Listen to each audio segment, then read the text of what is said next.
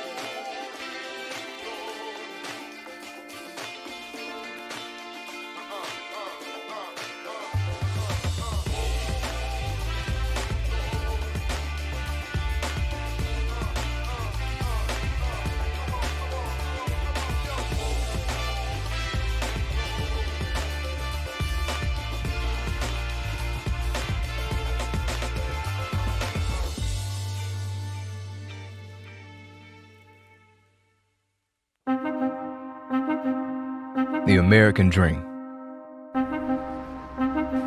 It wasn't made for everybody. It forgot about one very important detail: Black America. It's why this land of equal opportunity was built on the backs and genius of Black people. And why Black success isn't always a story of accomplishment, but a story of getting out. But Black Americans woke up a long time ago and set out to make their own dream. They had to. We've seen it in Atlanta, the city we call home, and communities all around America. Black dreams matter. Black voices matter. Black lives matter. Black America's dream is the real American dream because it means everyone has a chance to succeed.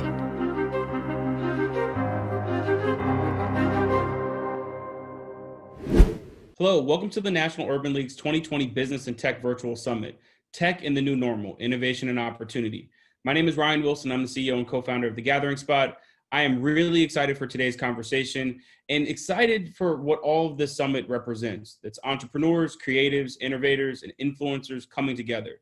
I want to again thank the National Urban League and President, Mr. Mark H. Morial, for allowing us to have this platform and this important discussion. Today's conversation is entitled Meet the Key Masters, the Innovators Unlocking the Future of Tech. We have three gentlemen that I am privileged to call friends that are going to talk about their entrepreneurial journey, tech, and a little bit of everything that's going on connected to social justice. To introduce our esteemed panelists, we first have Cedric Rogers. He is the CEO of Cultural Genesis and the owner of All Dev Digital. Then we have Mr. John Rapping. He's the criminal justice innovator, founder, and the president of Gideon's Promise. And we have Xavier Peoples, the founder of HBCU Change. Gentlemen, it is good to be with you. Thank you for taking the time. Thanks for having us. Glad to be here today. I want to start off with some brief introductions and to give everyone that is with us at the summit the opportunity to learn a little bit more about you. Xavier, I'm going to start with you. Can you tell us a little bit more about your organization and how it's impacting our community? Yes, so my organization, HBCU Change, is an app that we're using to consistently give back to HBCUs across the country. What we know is that HBCUs, they get sporadic big donations from big donors and government funding, but what we're trying to do is model out a consistent source of funding that HBCUs can count on year in and year out. Cedric, give us a little bit more about your background and what you do. I'm Cedric Rogers. I'm the CEO and co-founder of Cultural Genesis. As you mentioned, we also own and operate All Dev Digital. We made that acquisition at the end of last year. We are now the largest Black-owned publisher on YouTube and Facebook. I'm also a graduate of HBCU, North Carolina A&T, so appreciate your work, Xavier. But yeah, so we are actually creating content and have an audience of over 13 plus million, and we see about over 100 million views per month. So we have a highly engaged audience of 18 to 35-year-old predominantly Black men and women. So we're really serving this audience, and just excited about the technologies we'll be bringing to them in the future. And John, last but not least, tell us a little bit about your background and how your organization is impacting the community. Sure. So I co-founded Gideon's Promise with my wife. I'm a lawyer.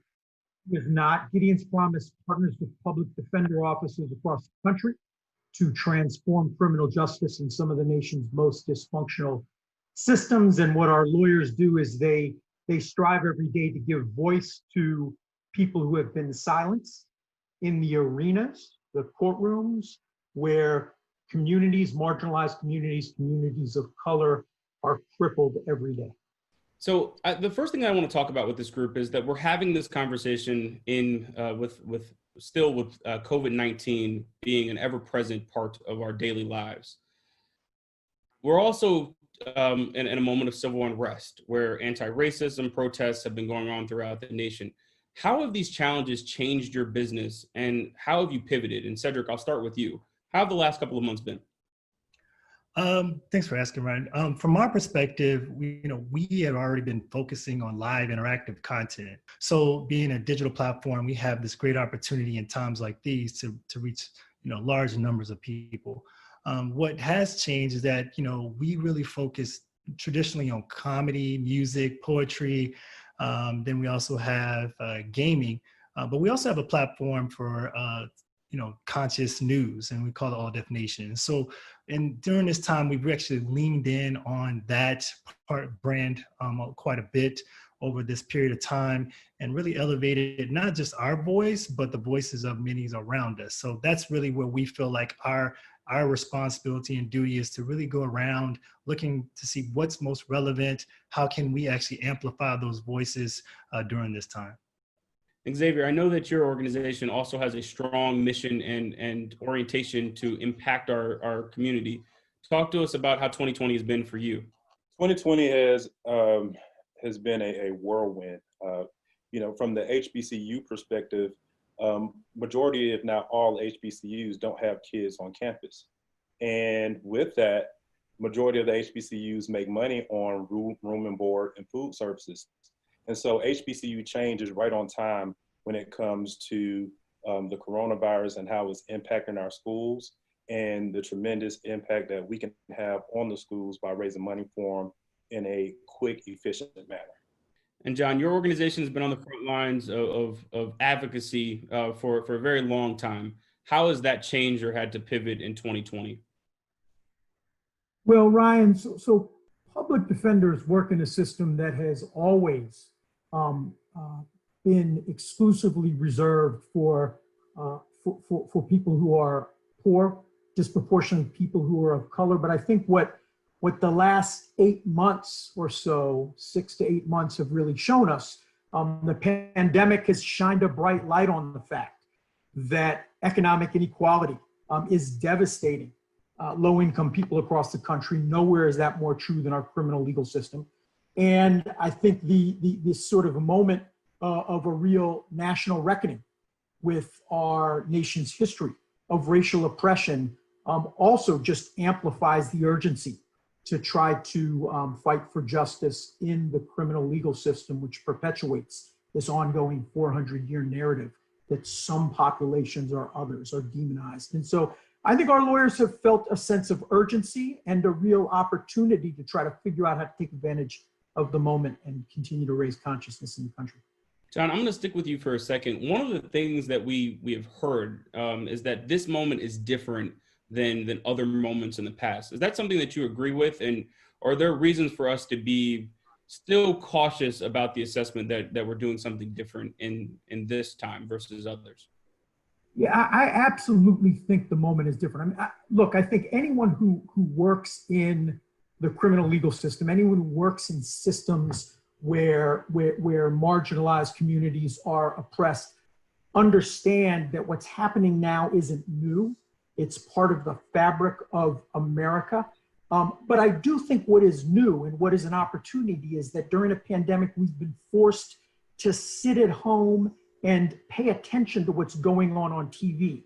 And so all of a sudden, the killings of Breonna Taylor and George Floyd, 7 shots to the back of Jacob Blake, we're focused on that in a way that we weren't before. And you can see a national awakening. You see uprisings across the country. And I think for those of us who spend our lives fighting for social justice, again, there's just a real opportunity that is unlike anything that's happened, at least in my adult lifetime. Xavier, I'm going to ask you a similar question. I know that you're very active politically and making sure that issues continue to be spoken about in our community. What do you wish people understood about this moment that does make it different than other times that we've studied throughout history, that we may have even experienced? What makes this time period different than what we've had before? I think more than ever before, just like John mentioned, we were all pretty much at home quarantining when these tragic events happened. And so it truly forced us to pay attention. And so my thing is, now we have to turn our anger into action. And I truly believe that for Black and Brown communities in this country, that our liberation is through economics. And so this is an opportunity for us to financially to put our money where our mouth is, support our institutions of higher learning, because they are vital to the Black ecosystem and the Black economy. And so a lot of the tragedies that are happening in this country are on the other side of our financial liberation. And so this is a project, this is an app, this is an opportunity for us to liberate ourselves financially to help affect that change that we're looking for. Cedric, I want to pivot and to study the tech. We hear a lot about just all the things that are going on in the tech world. Do you believe that African American innovators and entrepreneurs are making the strides that are talked about oftentimes? Are those goals being realized day to day? What are you seeing? I know that you're based out west, but what are your general thoughts about how we're doing as an African American community in terms of starting and scaling tech companies? Yeah, Ryan, we go way back. So, I've been doing this for a little while, and I will say that from my time actually working at Apple to now being an entrepreneur over the last several years, there are definitely just more of us in sheer numbers in the space, right? There's more of us who are prepared to be computer scientists and actually going out and just doing the business of creating the startups. I still feel like where we're in this midst of now is just needing funding. It takes capital to get startups off the ground.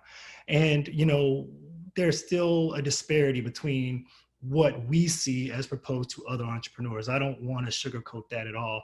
I do, however, feel that there are still those many great Black entrepreneurs, Black and Brown entrepreneurs who are creating the ventures, who are actually trying to scale good businesses. Now they need the capital to do so, which actually dovetails into your previous question, which is kind of like, what is the real change that's taking place?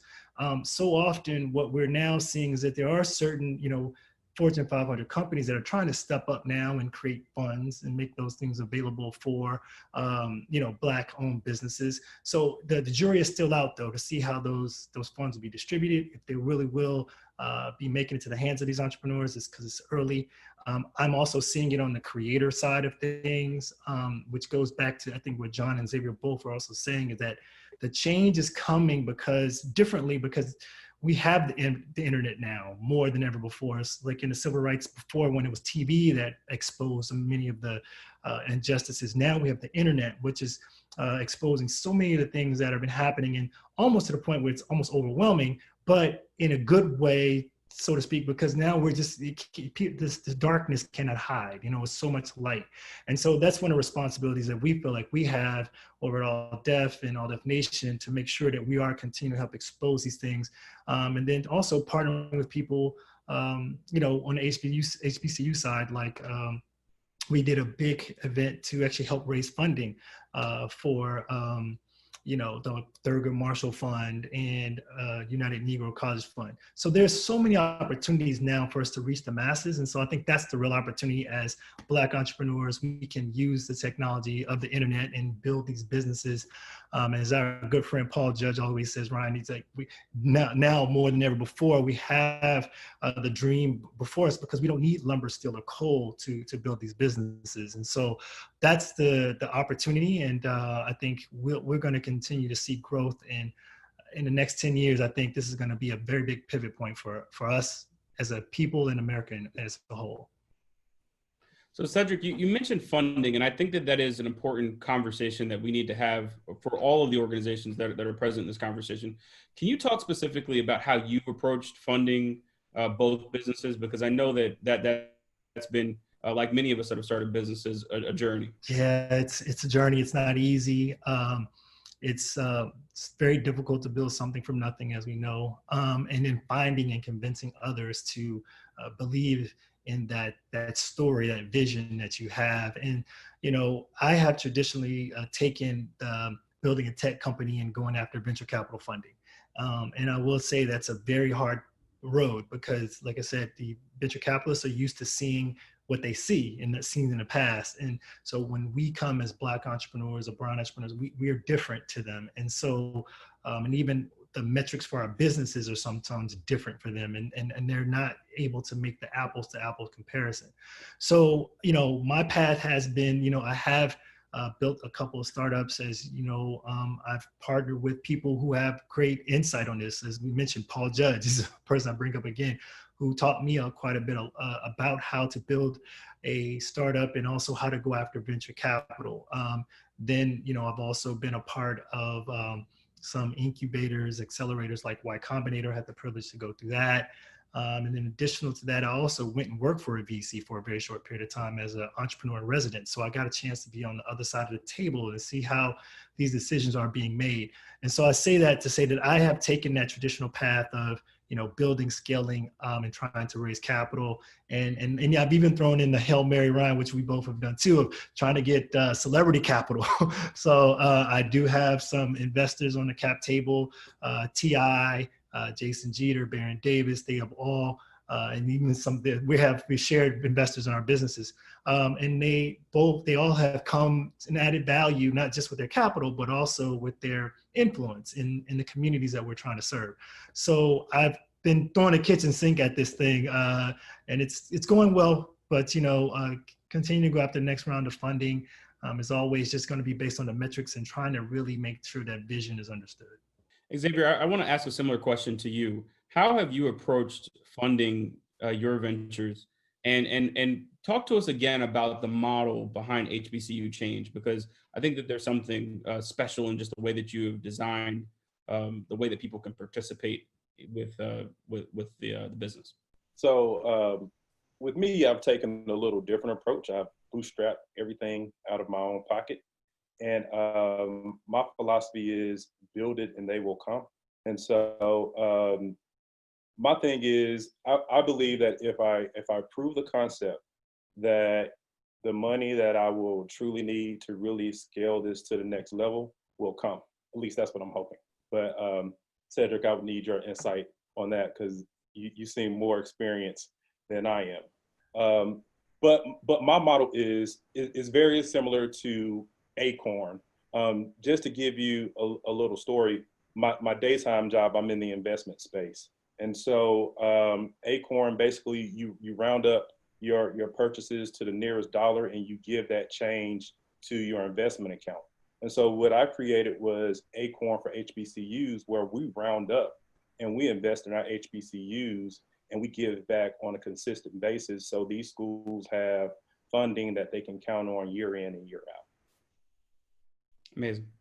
John, so I want to talk to you about funding, yes, and for Gideon's Promise, but just about the best way for everyone that's watching this conversation, the best way for them to support your work. I know a lot of times we see organizations like yours and we make the assumption that everything is okay and that all the funding that is needed is there. Can you talk to us about the realities of funding an organization like Gideon's Promise? And again, with special emphasis on the ways that we can be supportive. Yeah, so if that's your perception, it couldn't be further from reality.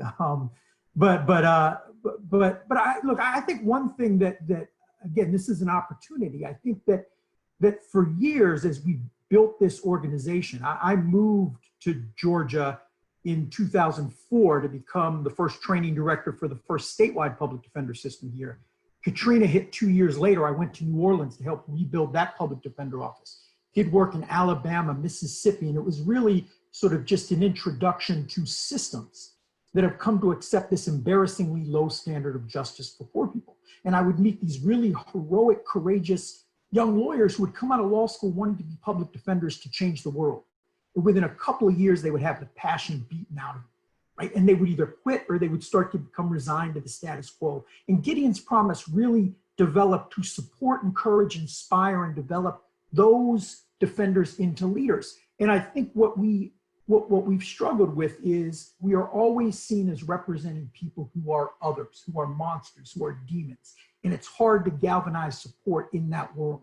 What we now are recognizing, right, with the current events is that those people aren't others. They're not demons. They're like our sons and daughters and brothers and sisters and fathers and mothers, that really you're caught up in the criminal justice system as much because of who you are and where you were born as you are because of what you did. And I think that as we start to connect the fact that these killings in the streets are very connected to a more routine, more invisible violence happening to Black and brown people, poor people every day in courtrooms, right? Most people survive police shootings. To be thrown into a criminal justice system where there are no cameras, no CNN, no lights, they're subjected to a routine, invisible violence that is decimating our marginalized communities. And I think as people start to realize that, and technology has helped us tell that story, make that connection that you don't see on TV every day, we're starting to find that we're getting more support because they realize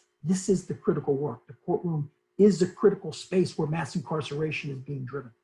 I want to switch gears and talk about something else that I don't think is explored quite enough in our communities. And I want to talk about team building and leadership. And you all are tremendous leaders. You've had to build phenomenal organizations. And so, Cedric, I want to start with you. How have you approached thinking about building excellent teams, particularly as you look towards what's happened over the last several months? How have you had to adapt as a leader to make sure that you are effective in meeting your team where they are and meeting the challenges of the day? Well, Ryan, I received a little bit of background, my MBA over at Emory University. And one of the things that I took away from that experience was, you learn finance and marketing, but they also talked about emotional intelligence a lot and just learning how to, really put yourself and have empathy for the folks that are on your team and just being able to kind of reach them in that level. And now more than ever, I've had to use those skills, right? Of just really trying to be understanding what people are going through. And because it's a lot, we deal with a lot of creators and engineers, and both of those people are used to having a lot of creative control. And with this world, they're used to being kind of locked in and working at home, but now it's even more so confinement. And so there's a lot of people that are going to go under a lot of stress, quite frankly, because they had family there and those things. And so really trying to we had to learn to have those conversations, right? More and leverage our more HR resources. But I will say though, as far as how I went about building the team, we look for very strong-minded individuals, entrepreneurial-minded individuals that are going to bring value to the entity, where they look at it almost like an entrepreneur more so than just an employee working for the company. We find that kind of mindset really bodes well for us as a startup, right? Because we still have to have, even though we're growing, but we have a lot of all hands on deck, with a lot of different things we're doing. So we need people who have a bias towards action, and they're going to really put that effort forward. So those are the things that we kind of really look for, in the folks that we're working for, outside of just core competency in whatever it is they're doing. So if they're a developer, we know, of course, we need to know how to code. If they're a designer, good design skills. But, those other things outside of that are some of the real key things that we have to kind of lean on, especially right now with the phase of the company we're in. I love that, a bias towards action. Don't be surprised if you somewhere else. Well, I should say a caveat. Now, I took that from Amazon, actually. The Amazon, they have their principles. I think that's one of their principles that I took. Bias towards action. I think that is tremendous advice. John, I want to make sure that we have time to hear from you on this same question. You have an organization that's mission driven, that requires bringing exceptional talent together, but around very difficult circumstances a lot of times. How have you been able to build effective teams to share the mission that the organization has, but also navigate, again, the tough circumstances that 2020 has brought us? Yeah, so let me share a very quick story, and if in the end this ends up on the cutting room floor, I'll understand. But I'm the co-founder. I'm a lawyer. My wife is not. She was introduced to the criminal legal system at 5 years old when her father was arrested and charged with crimes he had committed years earlier. And by the time he was arrested, he turned his life around, was a small business owner, married, 4 young children. She was the oldest, converted to Islam, was arrested and given a public defender who was just too overwhelmed to tell that story. And without that story being told, he was processed through the system and sentenced to 15 years in Attica.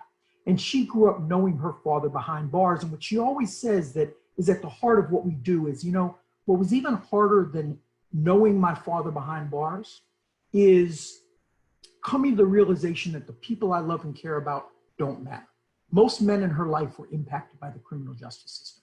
And we've built an organization by attracting people who come together, understanding ultimately that the job of public defenders isn't just being legal technicians. It's about making sure a system that thinks some people don't matter see the human beings behind the case files. And we have recruited. Our model of change is to recruit young public defenders who share a certain value set, to use training, recruitment, leadership development, and community to infuse that value set and internalize it, and ultimately to develop them into leaders. We started this organization in 2007.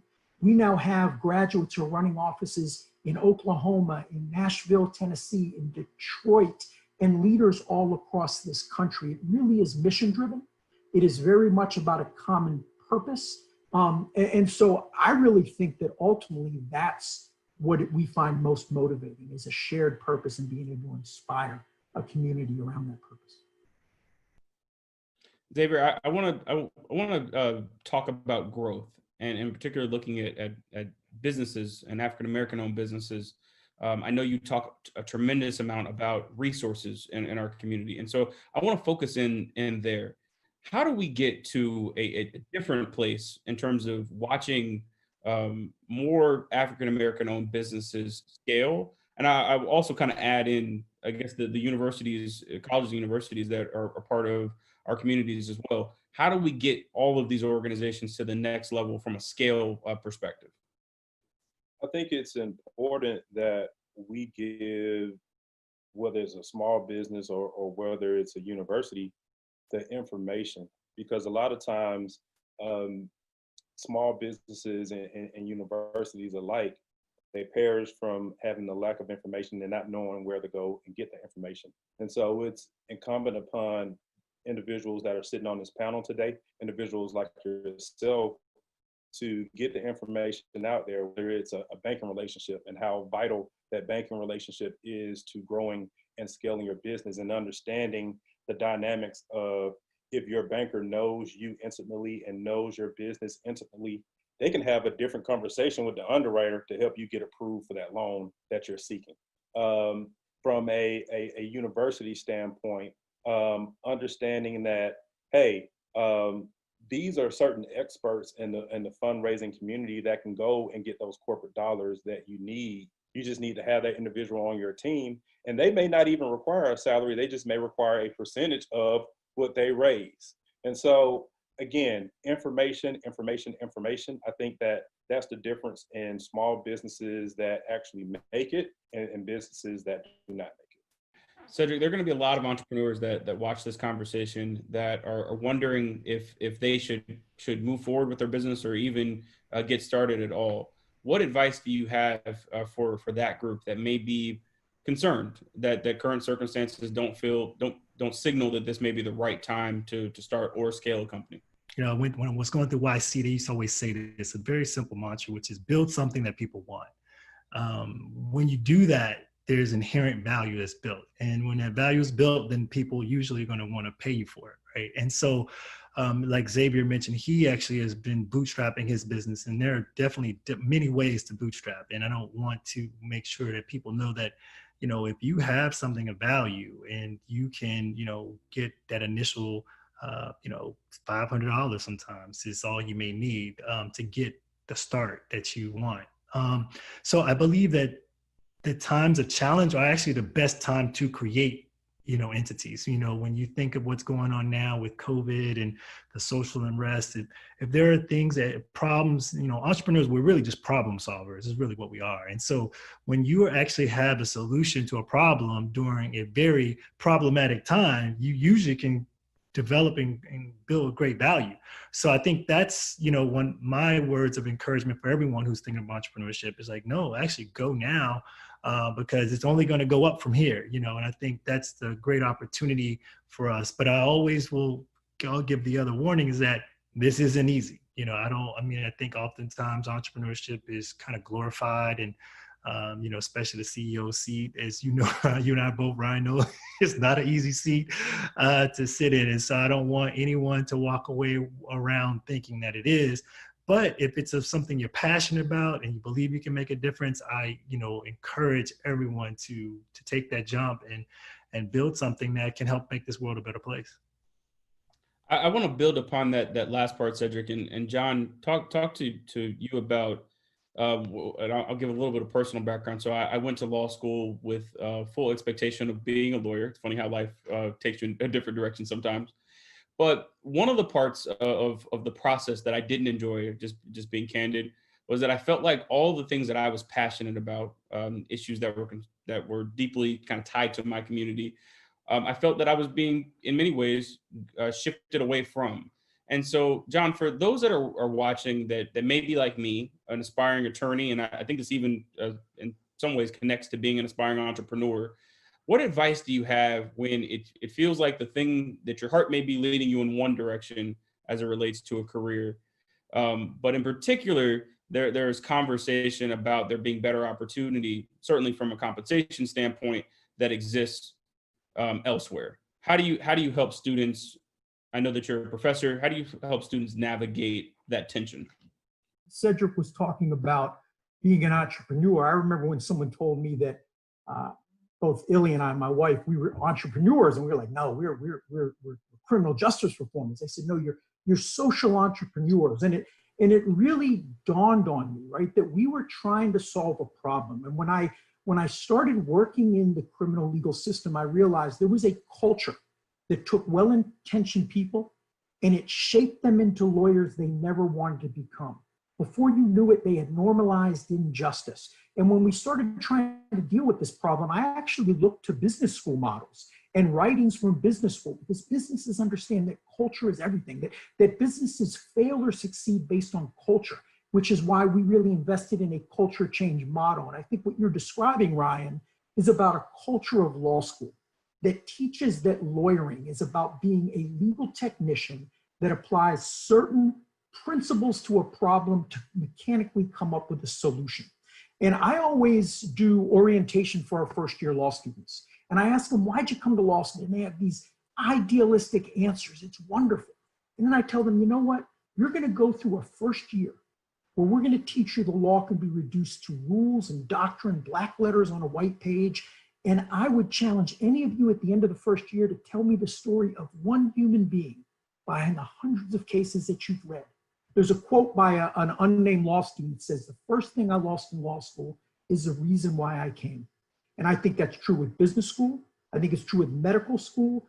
Any professional can tell you the same story. And so I think as teachers, as mentors, as life coaches, I think our job is to make sure our students and the young professionals that we are mentoring, while they develop all the skills they need to be successful, also always have a way to hold on to their purpose, or you will be a wealthy, miserable 60-something-year-old person. And no one wants that for someone they care about.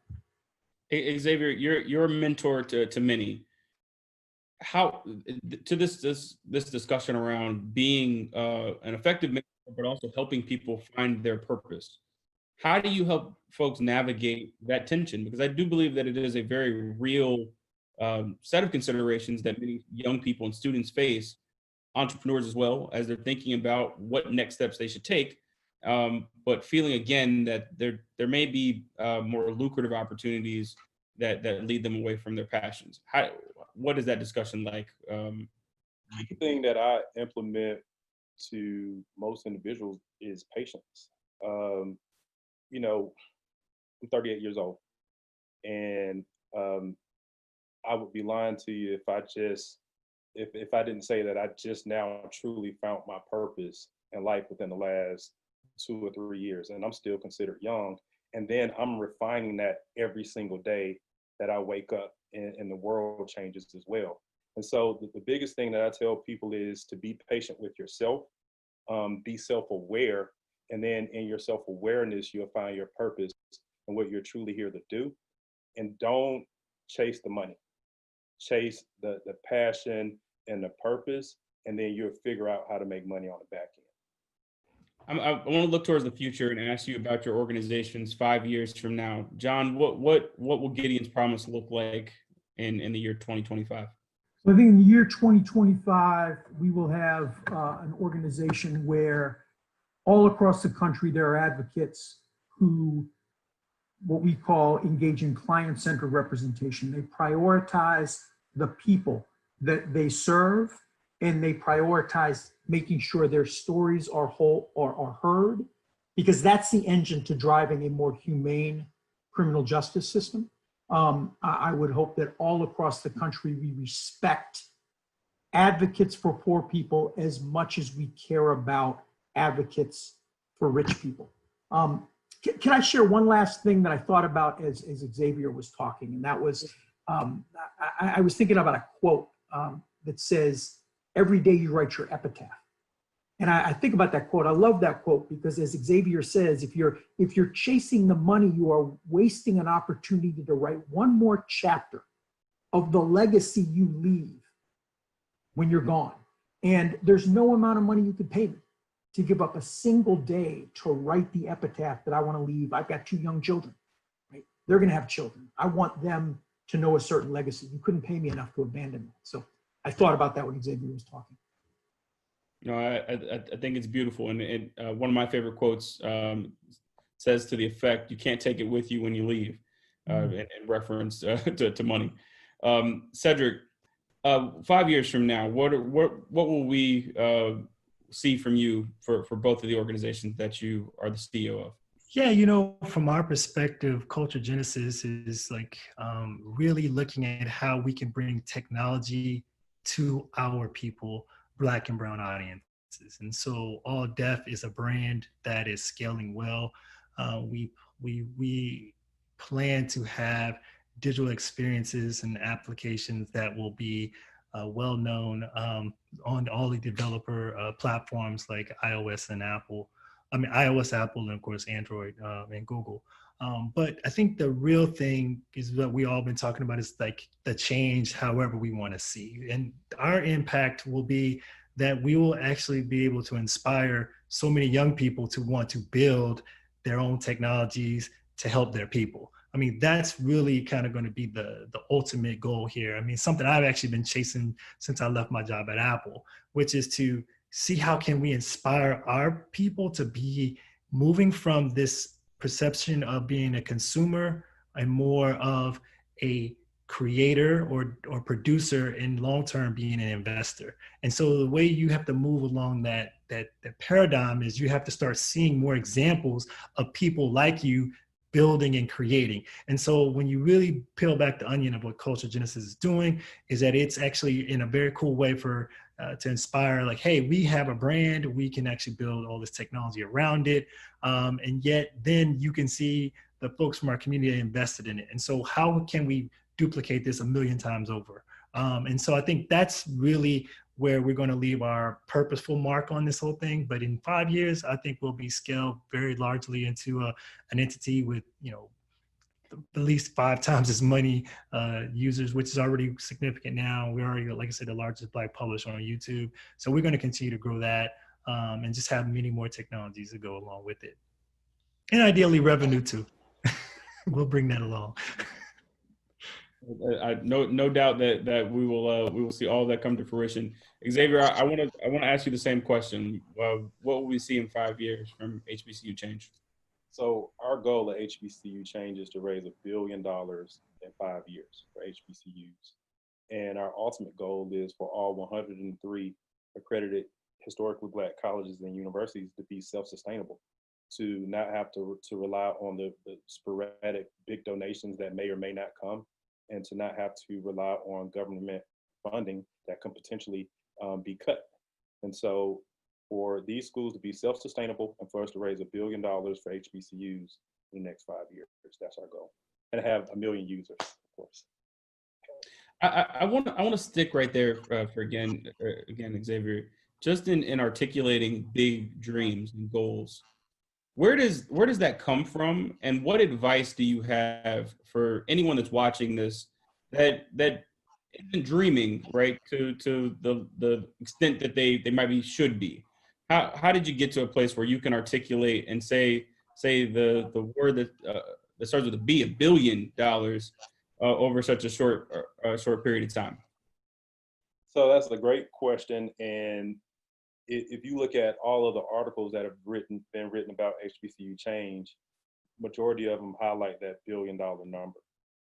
I'm in the investment space in my daytime job, and I work for the largest active money manager in the world. And because of that, we manage some of the largest endowments and foundations in the world that have several $1 billion in their endowment and foundations. And so to me, the $1 billion may seem large to many, but when you understand that one school has several $1 billion in an endowment, and I'm trying to raise $1 billion for 103 schools, then really that number isn't that big. It's just more so, it sounds big, but it's really not. John, same question to you. The audacity to dream so large, where does that come from? And what advice do you have for those that are watching that have their own goals? So I'm going to make a very selfish plug. Two weeks ago, I finally dropped my book that I've been working on for a couple of weeks called Gideon's Promise, a public defender movement to transform criminal justice. And I would urge folks to buy it, read it. I think they'll hear a lot of stories of really courageous people fighting a Goliath of a system. And I think that if you like what you read, I think you will want to join and partner with Gideon's Promise. Really, I mean, $1 billion is an audacious goal. Although just spending an hour with Xavier, I suspect he's going to achieve that. I also think an audacious goal is making sure there is no 5-year-old child like Illy, my wife, who has to look at the lawyer for their parent and say that person is the reason why I think my father doesn't matter. So our goal is to make sure that never happens in America, not based on income, not based on race, not based on any factor that otherizes. And the book is the blueprint for that. And I think that when folks read that, I mean, hopefully they'll join us. I know this conversation is about technology. And I think over the last 6 months, we have really found that technology has been an amazing way to build partnerships with people in the business world, people in the entertainment world, who may not work in the criminal justice space every day, but they are proud to partner with people working in that space to help raise awareness, because they know if you own a Black business in America and you're concerned about employing Black and brown people, you know that the criminal justice system is taking employees from you, not because they did anything wrong, but because they are Black in America. And that's who's targeted by police and targeted by our system. So I think anything you do in America, if you care about Black and brown people, if you care about poor people, we hope you'll partner with us in thinking about how to address the problem in the criminal legal system. We have just a couple of minutes left, and I want to end with this question to all of you. We've talked about the tough circumstances that we're having in this conversation, and But what advice or hope do you have for everyone that's watching? Sure, in respect to the organizations that you represent, but what do you hope that when we look back on this time that we learned, and what are you most excited about moving forward? Cedric, I'll start with you. Tying into also the last question is that, I had an opportunity to have parents who were entrepreneurs. So I actually got a chance to see up close and personal what that journey looks like. And then I actually wound up taking a job for majority of my career working at Apple. And so in both cases, whether it be my parents and then even Steve Jobs, they both instilled in me like this ability to know that no one's better than you. You're just as good as everyone else. And, Steve even has a quote where he said, if you look around a room, you'll realize that everything in that room was built by another human being. And that person was no greater than you. And when you can know that, especially when you learn that as a younger person, you start to realize that all things are pretty much possible to you if you apply yourself and give yourself a chance. And so that's the inspiration I would give to everyone, during this time. Like you can bend this world we live in. You can poke it and something will come out the other end. You can bend this world we live in. And now with a pandemic around us to show us how small this world really is, it's more true than ever before. And I think that's the opportunity that technology brings us. It's just a tool, right? It's like Lowry seasoning salt to life. And it's kind of like, how can I take this technology and like make life better? And there's so many ways to do it when we allow our minds to kind of think beyond what we see, and I think that is innovation. That's what I learned at Apple. It's like, how do you see around a corner? Well, you gotta imagine what's there. You gotta zoom in and then zoom back out. And so those are the opportunities for us. And, the inspiration I would try to share with, young people often is that you can change life. You really can. And now technology makes it even easier than ever before. So, that's the opportunity from my perspective, Ryan, and an opportunity and really challenge to us all to think about how we can do just that. Thank you. Xavier, same question to you. Looking back, what should we have learned during this time, and what are you most excited about going forward? I think looking back, what we should have learned is that life is fragile, and you have to handle it with care. And you have to be more than just alive. You have to live. And living is chasing your most wildest dreams by putting $1 billion out into the universe, not even flinching when saying it. And so just live, be alive, do more than be alive, live, and realize that life is fragile, and just handle it with care, for sure. And John, same question to you. What should we have learned, and what should we know, or what are you excited about moving forward? Yeah, I think what I'm excited about and what I hope we've learned is that young people have so much to offer us. I have a 16-year-old daughter who is out in the streets protesting. Her friends are energized and activated. I have a 12-year-old son. My children are biracial. He plays a lot of sports where he's the only Black athlete, and he's talking to his friends about things they otherwise never would have heard about. And I think as you watch what's happening right now in this moment, young people are saying, we imagine a world that our parents didn't think could happen. Our parents thought that they had hit the ceiling or they succeeded. They imagined something different. And technology has young people, my daughter's connected to 16-year-old activists all across the country as they are collectively thinking about a vision for the world they want.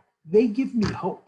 They give me a lot of hope. So I think what we've learned from the moment is that even when you're as old as me, young folks have a lot to teach us.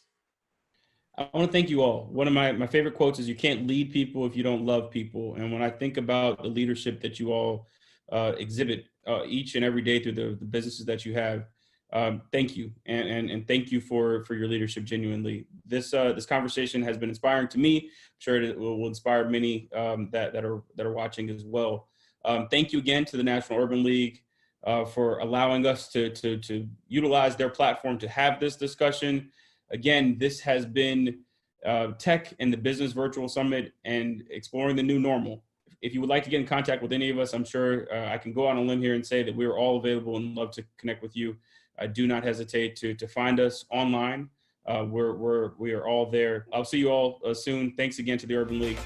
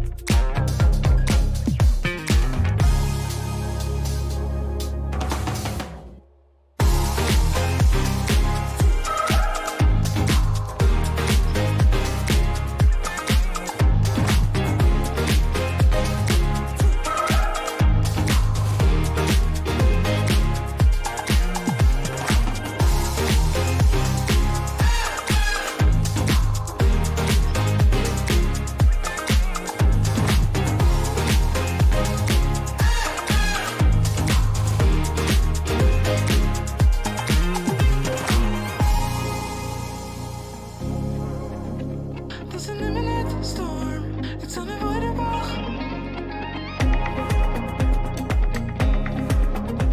Oh, be no more, be no more.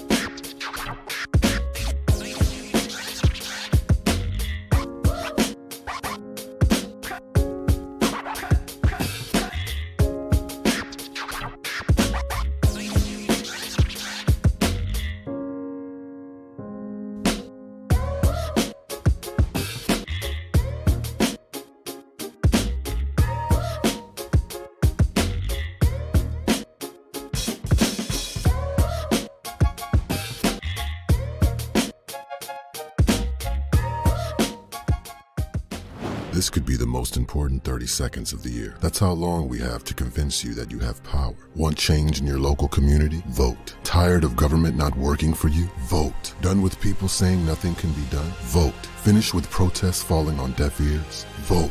Fed up with elected officials' empty promises? Reclaim your power and vote them out. You can't win if you don't play, and will never win if you don't vote. For more info, go to reclaimyourvote.org.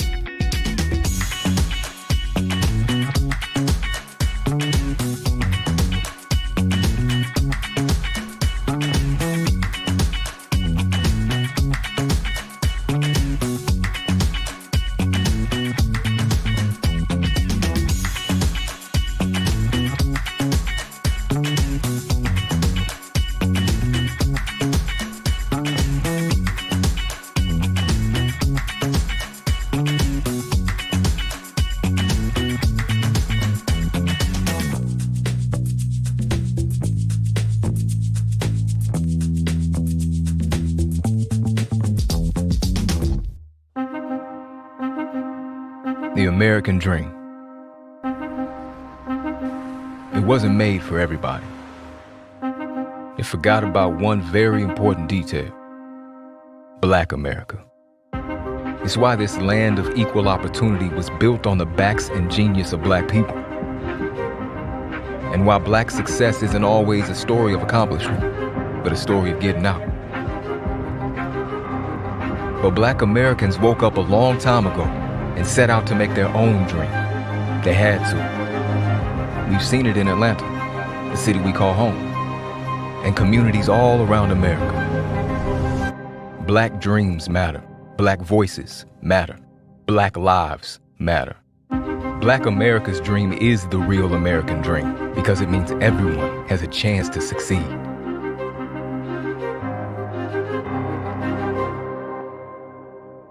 Hi, I'm Lauren Milan. I am so excited to be your presenter today for Digital Marketing 101, how to elevate your brand. I have been an entrepreneur and a leader my entire career. And the best piece of advice that I have been given throughout all of the peaks and valleys of my life and my career are to always stay true to who I am and to always be unapologetic in showing up as myself, and to find confidence in what makes me unique, to find confidence even when I was a little girl and raising my hand at school, and being confident in showing up as myself, not realizing that so much of my personality, so much of your personality, so much of what makes us human beings and unique in our own way become our trademarks. They become our calling card. They become what people remember us by and why people come back to us again and again for help, for support, for partnership, for opportunity, to brainstorm, for your expertise. Everything that you do, especially now in the digital world, is about creating a space and a lane for yourself, not just to glow, but to grow. And when we look at our personal brand, for so long, so many people have said to me, oh, I don't know if I am big enough to have a brand. I don't know if that's the lane I should be in. I don't know if I want to be an influencer. And I have to tell you, when I created Straight Up and Successful, it was to remind people of how important having and honing a personal brand is, because we all have one. It just decides how we're going to kind of play out in the ecosystem. Are people going to already know what to expect from us because our brand has set the tone and a foundation for not just who we are, but what we do and how to reach us and how to engage with us? Are we making it easier for the opportunities that we really want for ourselves, our dreams, our ambitions, our goals? We talk about them, but what do we do about it? What do we do about making sure that we are showing up? And so that people aren't sitting there scratching their heads going, what do you do again? I know, because I've been there. I absolutely know. Early on in my career, before a TV show, before a best-selling book, before a thriving online community at Straight Up and Successful, where I'm teaching everything that you need to know about not just your personal brand, but your professional development, how they really truly go hand in hand, how one supports the other, how everything that you do in your career leads to a win for you personally. And while so many of us are going to work and doing the work, we think that the work that we're doing just sits at the job. No, no, no. That work is yours. Those are your wins. That is part of your resume. That is part of your brand identity. Those experiences are experiences that become unique to who you are because only you lived them. Only you experienced them. Only you walked in those shoes. Only you responded to those calls and those emails. Only you were on that road, that path, that journey. And those become your wins. And when you become really good at translating those wins into and make them a part of not just your professional journey, not just your personal journey, but you begin to infuse yourself, your personality, your loves, your passions, your intrigues, your curiosities.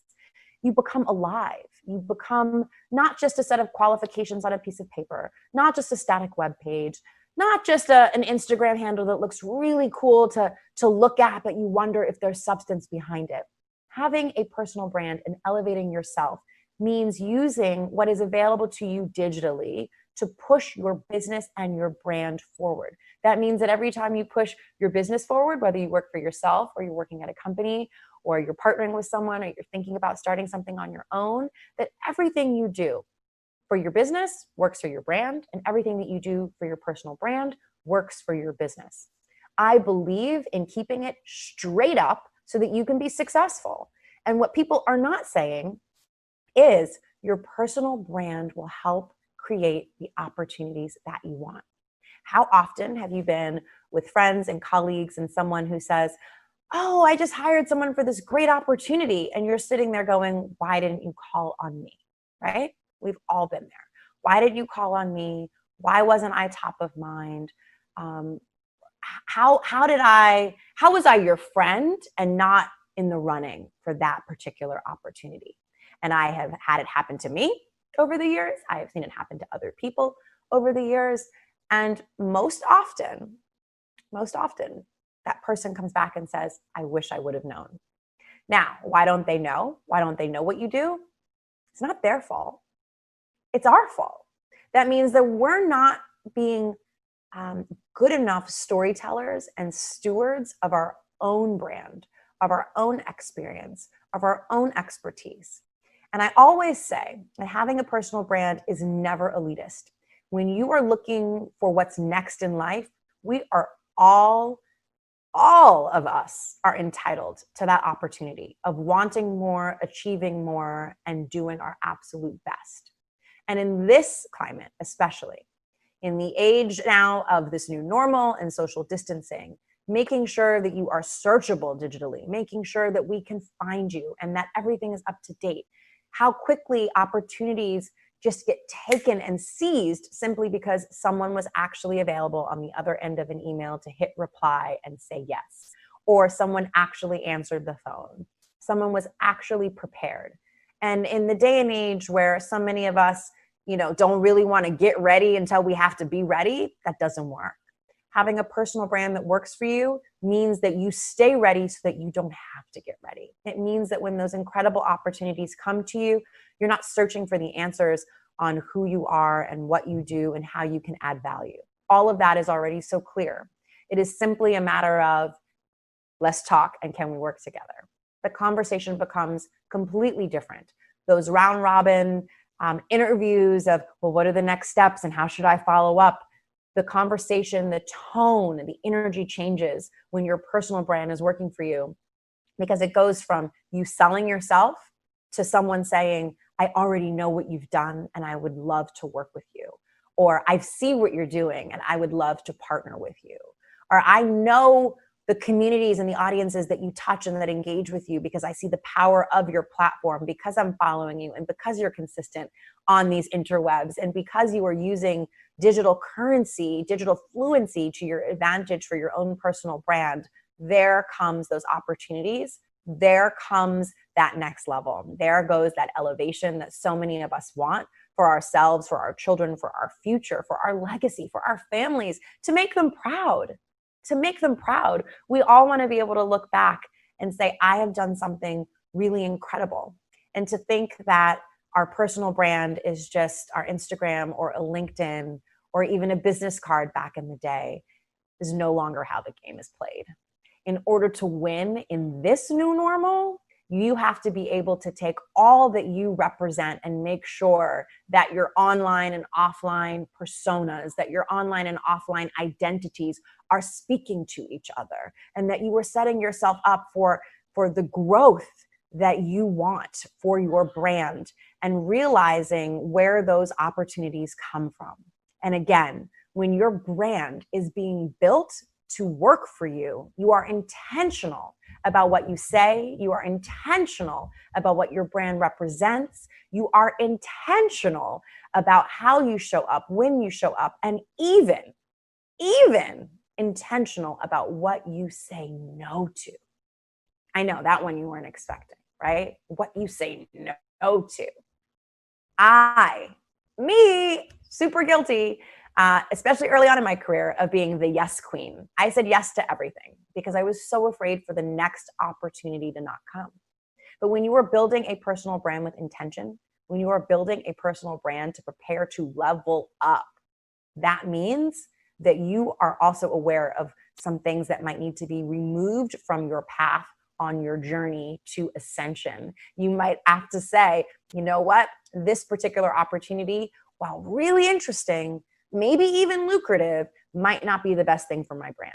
Maybe it's not the right affiliation. Maybe it's not the right partner. Maybe it's not the right amount of money. Maybe it's not, maybe there's, sometimes you get into these non-compete arenas. There are a lot of things that you begin to think about depending on what your goals are. And whether you are trying to be an entrepreneur, an influencer, a brand ambassador, a CEO, an executive, or a rising star, your personal brand is your calling card. We all need that calling card. Wherever we are, we all want to get to the next level. We all want to take a step further, a step higher, and our personal brands will get us there. But they have to be clear. They've got to be concise. And my gosh, they better be compelling. And that's what I do at Straight Up and Successful. I help people figure out the best way, the most concise and compelling way to creatively share the best and brightest of who they are and what they represent.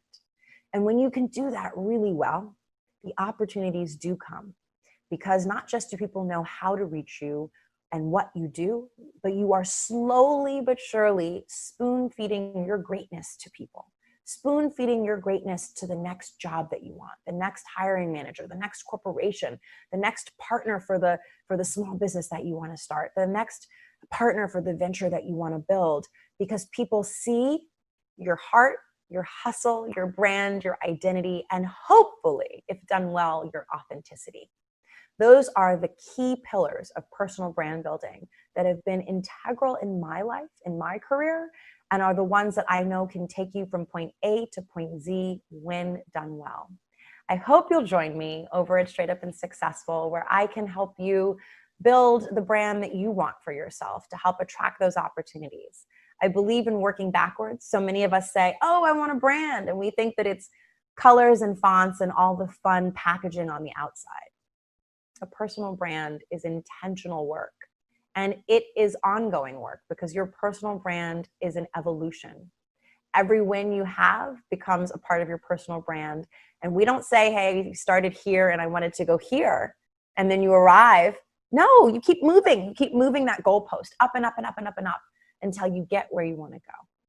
I'm so excited to be here with you today. And I thank you all for joining me in this session where I've been able to hopefully impart some wisdom on you about your personal brand. And I really hope, I really hope deep in my heart that you receive this message and that it inspires you and empowers you to chase your dreams and to create a personal brand that helps you communicate the future that you want for yourself. Your brand should be as forward thinking as your goals, your dreams, and your ambitions. And when you're honest with yourself and you're working with someone like myself who can help you map this out, we can work backwards based upon where you want to go, and then set the steps in place to make sure that your journey leads you to the destination that you truly, truly desire. Again, I'm Lauren Mylan, at Lauren Mylan on social media everywhere. I can't wait to see you hopefully over at Straight Up and Successful on Instagram or straightupandsuccessful.com. I thank you again for joining me, and I can't wait to see you all again soon. I believe in you and your personal brand. Now, let me toss it to Javid Lewis. He is Senior Vice President of Digital Strategy at Hangar 4 Creative, a creative agency powered by DKC. Hey everyone, Javid here. Just wanted to quickly talk a bit about elevating your brand using digital channels. I'm going to go through a couple slides here where I'll talk about what the impact of COVID has been, what I've seen, what executives should be doing, what brands should be doing, what entrepreneurs should be doing, and perhaps even some trends that you should keep in mind as you embark on your digital strategy. So first, how we really saw the impact of COVID in the digital marketing realm. One of the big things that we saw, which was great, is that screen time has been through the roof. Employees are working from home. We're seeing the use of social media go up from 1 to 2 hours for nearly a third of users. I'm sure you would say the same. You probably find yourself using social media a lot more these days. You probably find yourself scrolling your phone a lot more these days. Obviously, that works really well for anyone trying to communicate using digital channels. Another thing which was really important is, in my role as sort of developing and managing social strategy for different brands is, this was the season where it was time to throw out your content calendars. As social marketers, we're typically planning a month out, 2 months out. Because of everything that was happening in a quickly changing environment, it sort of caused a refresh look at that. And now people were really throwing out their calendars, so to speak, and they were forced to be more nimble. So it involved teams coming together, figuring out what the daily conversation was, figuring out what any landmines were daily, and creating conversation to either join that conversation or knowing what to steer clear of, or knowing maybe today's not even the right day to post on social media because all of these things are happening in the world, which it could be seen as more important in your brand, and you never want to be tone deaf in any climate. So, something else, that I saw a lot of brands doing, which is an effective strategy, was turning what would have been normal blog posts into video content. Figuring out how to create video content more engaging than, someone's been at home. You think about this sort of pattern they've been going through. They're scrolling their screen. They're reading words all day. They're reading their emails all day. Sometimes the last thing they would want to do is sort of read your marketing language or your company materials. Great way to get around that is to develop video. Even better way to get around that is to develop entertaining video and what I call value-added video. Value-added video is video that doesn't just simply promote your business or your cause. It's video that actually gives people something they would want. So if you're in the finance space, creating videos that tell people what to do with the extra money that they're not spending now that they're not traveling to and from work, I think would be a welcome piece of video content. And of course, TikTok, which I'll talk a little bit more about later, but figuring out how you can use those emerging platforms that people are having fun on. Even as I manage, social strategies for a variety of corporate brands, as part of our mix, we do have what we call more lifestyle content. It's not content where we're constantly pushing our messaging to people. We do have lighthearted content that shows, that can show a different side of you. If you're an entrepreneur executive, if you're a brand, it could show a different side of your brand. It could make your brand look a little bit more fun.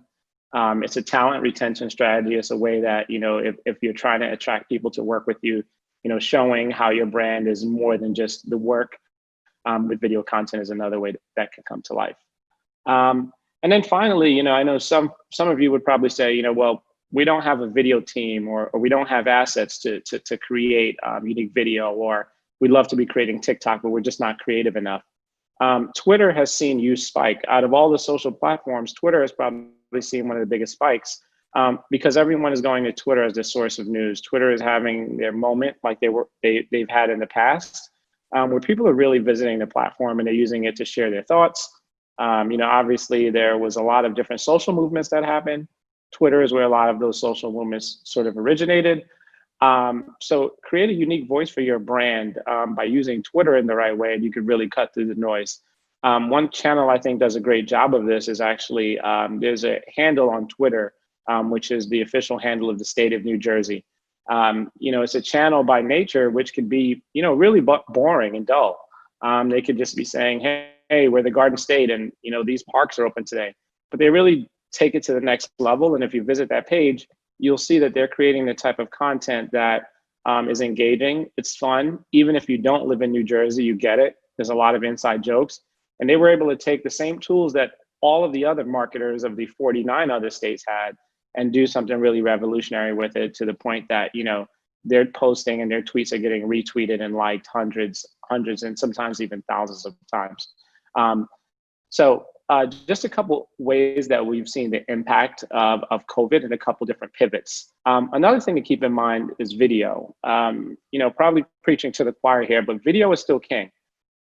Video has been for a long time, and I touched on this on the last slide, but if your brand, if you're a person who's going after Gen Z, that really young audience, they're using YouTube in the same way that many of us are using Google. They're using YouTube as a search engine. So it's in your best interest to create content that's search friendly.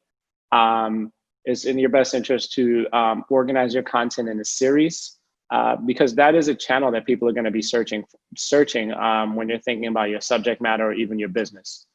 And the video content shouldn't be limited to just traditional marketing messages. One of the big things that we saw during the pandemic was you had brands on the heels of them sort of putting out statements to join the Black Lives Matter movement.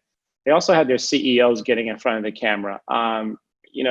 There's reasons for that, which I'll talk about in a bit. But essentially figuring out, how you can use video to go beyond just your company marketing messages and sort of advertising and commercials that have been formatted for television. Like, how do you use video to really build a connection on a human to human level? Super important. And then finally, this is sort of low hanging fruit, but you sort of have hired a video person and it's time to create your video content. Just make sure that when you're capturing the content, you keep in mind what channels you're going to use it on. So if you're capturing content for YouTube, that's a much different format than if you're capturing content for IGTV, for example. So it's important that, if you're doing it yourself or if you're working with a company who's going to be creating video content for you, that as you're going in, you keep in mind the sort of the path of the video and where it's going to end up, and customize the look and feel of the video for that platform. So we've all seen YouTube videos. We all know that feels very different than an Instagram video. Feels even more different than an IGTV video, which has a completely different type of formatting. If you're talking about TikTok or Reels, things get even more different. So keep all of that in mind as you're creating video content, and you're going to save yourself a lot of time and trouble. Something else I want to touch on is, executive social strategy. When I think about a brand, I think about the brand holistically. And a lot of the work I do, I'm not only coming in to sort of consult at the brand level. There's always, a couple senior executives, whether that's the CEO, the CMO. If you're a small business, you're probably the CEO, CMO, and the CTO.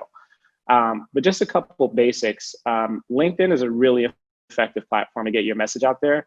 But a lot of people just aren't using it right or taking it seriously because they sort of associate, LinkedIn with a platform that you use to get a job. It could be a lot more than that. And I work with executives who are CEOs of Fortune 500 companies who are actively posting on LinkedIn and growing their sort of footing on the platform, and they still see value in it.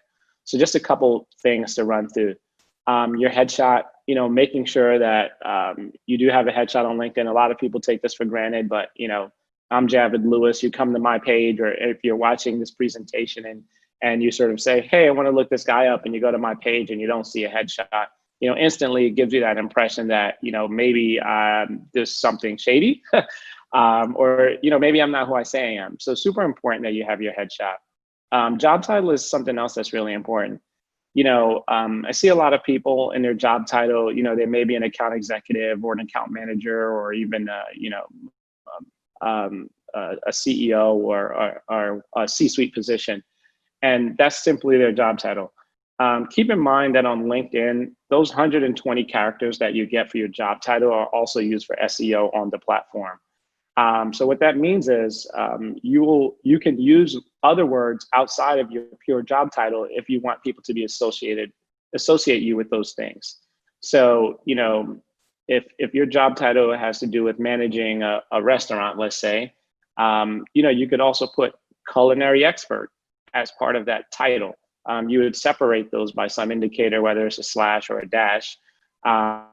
If your job title is, if you're in the C-suite of your company, or if you're an entrepreneur who's sort of leading your organization, I know it looks really powerful to just put CEO as your job title, but what about other sort of adjectives that would describe some of the work that you're doing?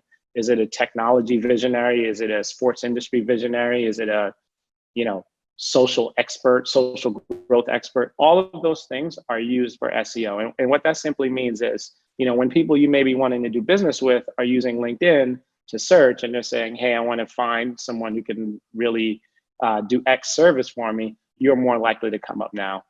And then bio, same goes for your bio. You have those 2,000 words, use it wisely. Turn your LinkedIn into more than just a simple digital resume. Use that bio to put keywords in that, again, will drive people back to you, that use all of the buzzy terms that are relevant to your industry, and things that that people are going to be searching that are likely to generate those leads that you're looking for. And then finally, making sure you're customizing your URL. LinkedIn does allow you to customize the URL for both yourself and your business.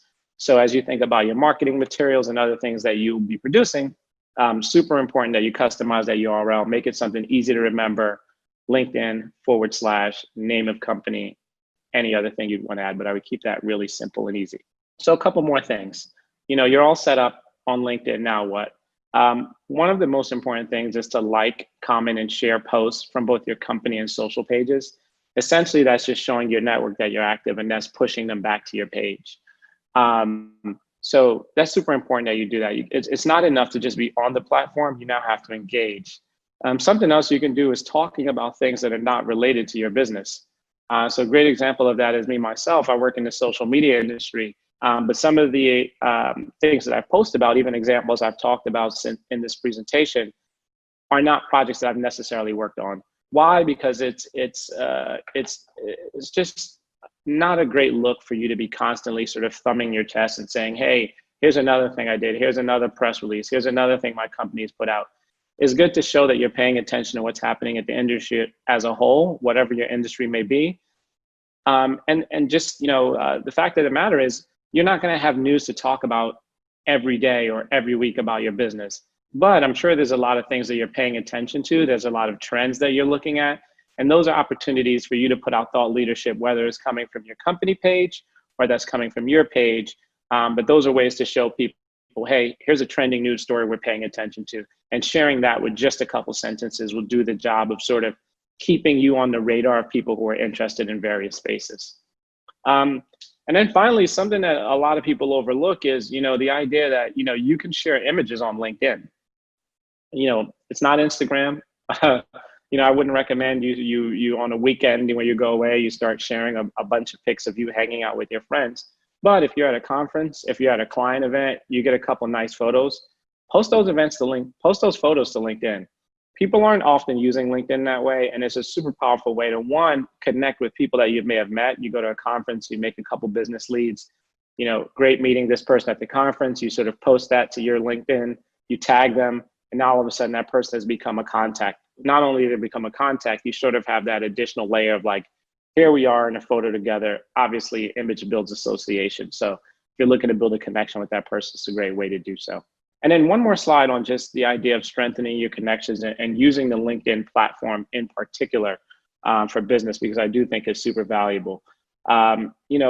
Snooping is permitted. If there are business leads that you want to make contact with, if there are other people you're trying to do business with, a lot of people will tend to not visit someone's LinkedIn page, because LinkedIn does have that feature where you can see who's visited your page. I would welcome you to do that. I'd welcome you to do that with people you're going to be meeting with in advance of the meeting, maybe following the meeting, and probably go beyond snooping. You probably want to connect with them. But if you're just trying to get more information on someone, that's the reason why people have these LinkedIn profiles. So I would say, actively use it. And then go beyond, this one is also super low-hanging fruit that a lot of people ignore. LinkedIn does have the functionality when, it's someone's work anniversary or someone has been promoted. Sometimes it pushes that to the network. if that's someone that you want to do business with, I would go beyond just liking that post, and I would use that as an opportunity to send that person a direct message. Maybe even, reach out to them if you do have their email address and say, hey, I saw this on LinkedIn, and really show them that you're paying attention to what's happening in their sort of work ecosystem. I touched on the idea of sharing work that may not be your own. But another thing that you can do to sort of really push your content out if you're going to be heavily posting, which I hope you'll decide to after listening to this presentation, is, creating your LinkedIn engagement pod. Essentially what that is it's you and a couple of your friends. It's literally as simple as that. It's you, your friends, and your business associates. The way the LinkedIn algorithm works, when you do post to LinkedIn, especially in that first hour, it's super important that people are liking and engaging with your content. If they're doing that and they're doing it early, the LinkedIn algorithm is going to see that as a sign that you've posted something which is really interesting, and it's going to push it out to not only more people in your network, but more people in your friends' network who've liked it. So some of you may already be doing that. Some of you may already be telling friends, hey, I posted something on Instagram. I just sent this tweet. It's so funny. Go look at it. Think of LinkedIn the same. And I would even use this strategy on Instagram as well. There's a term for it. It's not just asking your friends or your business associates to like things so you could look more popular. It's literally helping you, I don't want to say manipulate, but manipulate the algorithms of these platforms. Is by getting those likes really early, it's showing the platforms that this is a piece of popular content, and more people who are like the people who like this will want to see it. And it helps you build that. Popular influencers do this tactic on Instagram, but it works really, really well on LinkedIn because, I've seen people take time to write blogs, 300, 400, 500 word blogs on a topic that's really passionate to them. And then they write it and they post it and it sits there and nothing happens. And then they get super discouraged. Don't be ashamed to take that thing that you've just wrote, make a nice email, and then email it to your personal contacts. You'll find that not only will it grow your following, but it will also just help people be more aware of what you're doing. And then finally, using follow and connect selectively. So many of you may not know, LinkedIn actually gives you the option to sort of change that action button, which is on your page. If you're looking at your personal page as you're building your executive profile to help guide your business, LinkedIn will let you toggle that between follow and connect. What most of us have right now is probably connect. If you go to a C-suite executives page and their LinkedIn is well managed, you'll probably see they have follow. And the reason for that is, there are folks that you're going to want to connect with, which are actually your connections, those people you may work with actively, people you're in contact with. But then there's going to be a wider world of people. If you're a thought leader and if you're publishing content, you don't really know them. So you don't necessarily want to connect with them in that way, but you will allow them to follow you, which will mean that they'll get a chance to see the thought leadership content that you're posting. They'll get a chance to like it. They'll get a chance to engage with it. Obviously, there are competitors that will be reading your LinkedIn content. So I would say, be mindful in how you use follow and connect. Do you want to connect with a competitor if it's a really fierce competitor of yours? So now, they're seeing everything you post, you're seeing everything they post, or do you just want to allow that competitor to follow you? So they're seeing the stuff that you post, so you can follow. They're seeing just the stuff that is publicly visible. So something to think about as you think about, connecting with folks on LinkedIn. Some things to keep in mind for Q4. Obviously, we're going into an uncertain holiday season. We have lots of things happening, and I alluded to this earlier.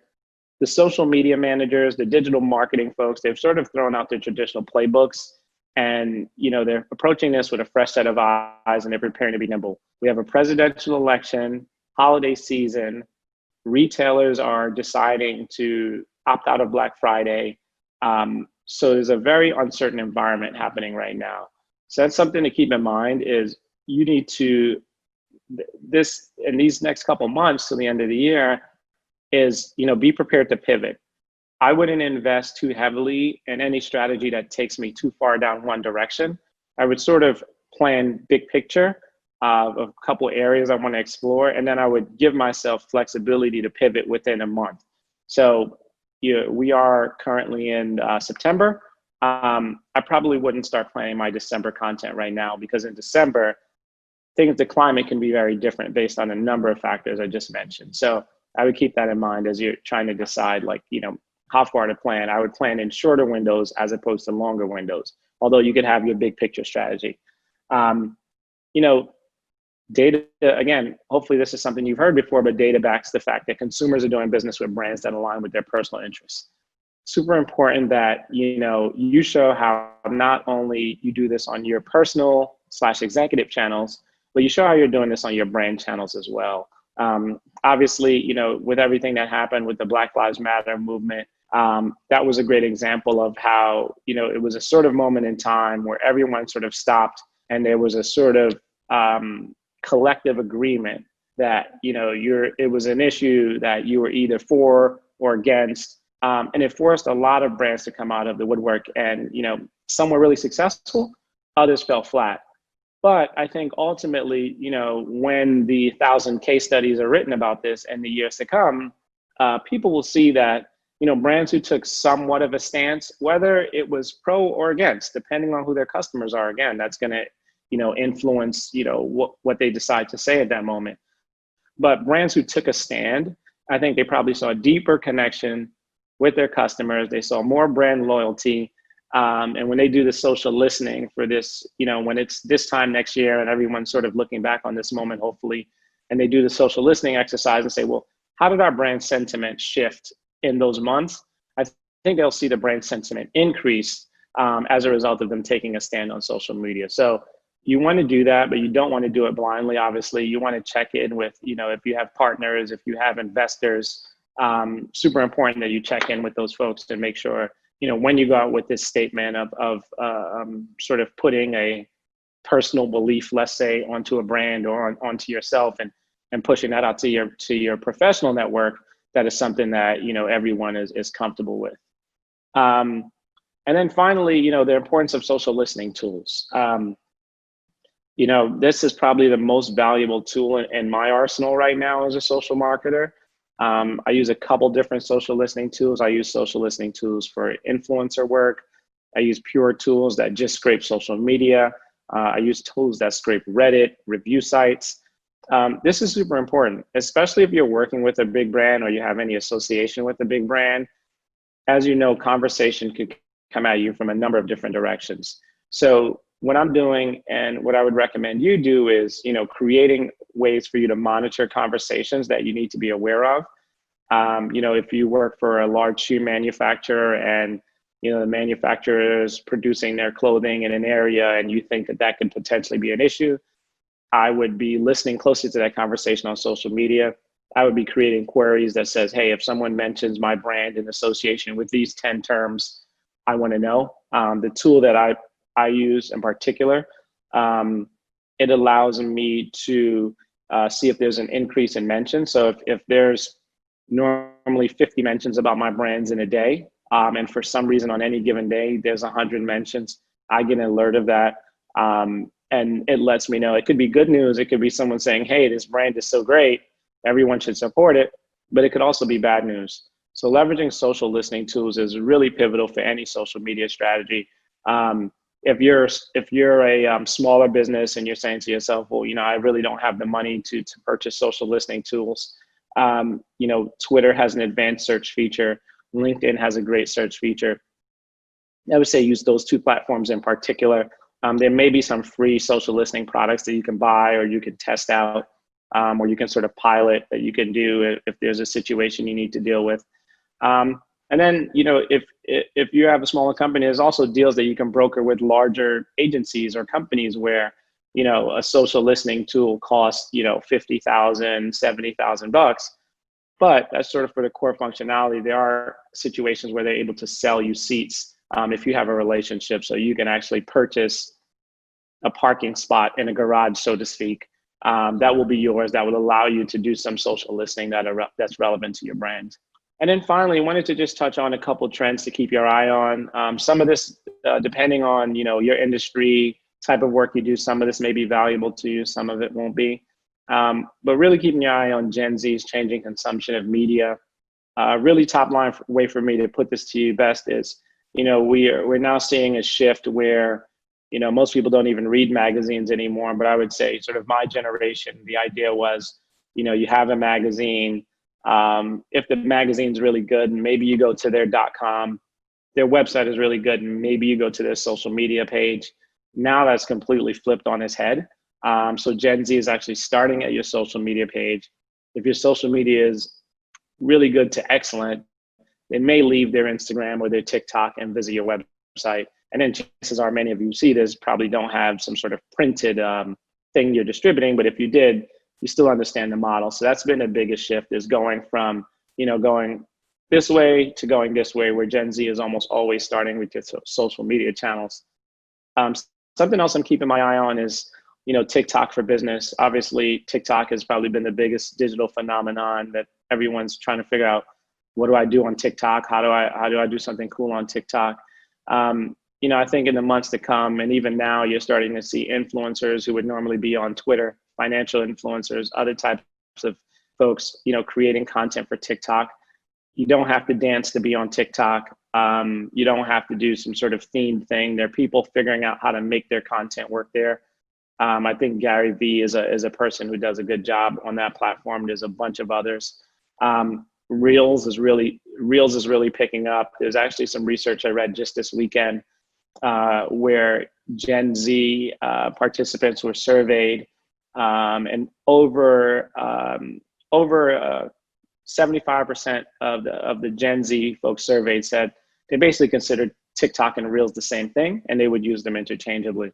So super important to consider as you think about, do I do a TikTok? If you already have an Instagram that's sort of built up a following, it might make more sense for you to figure out how to make the most of Reels, since you have that built-in audience.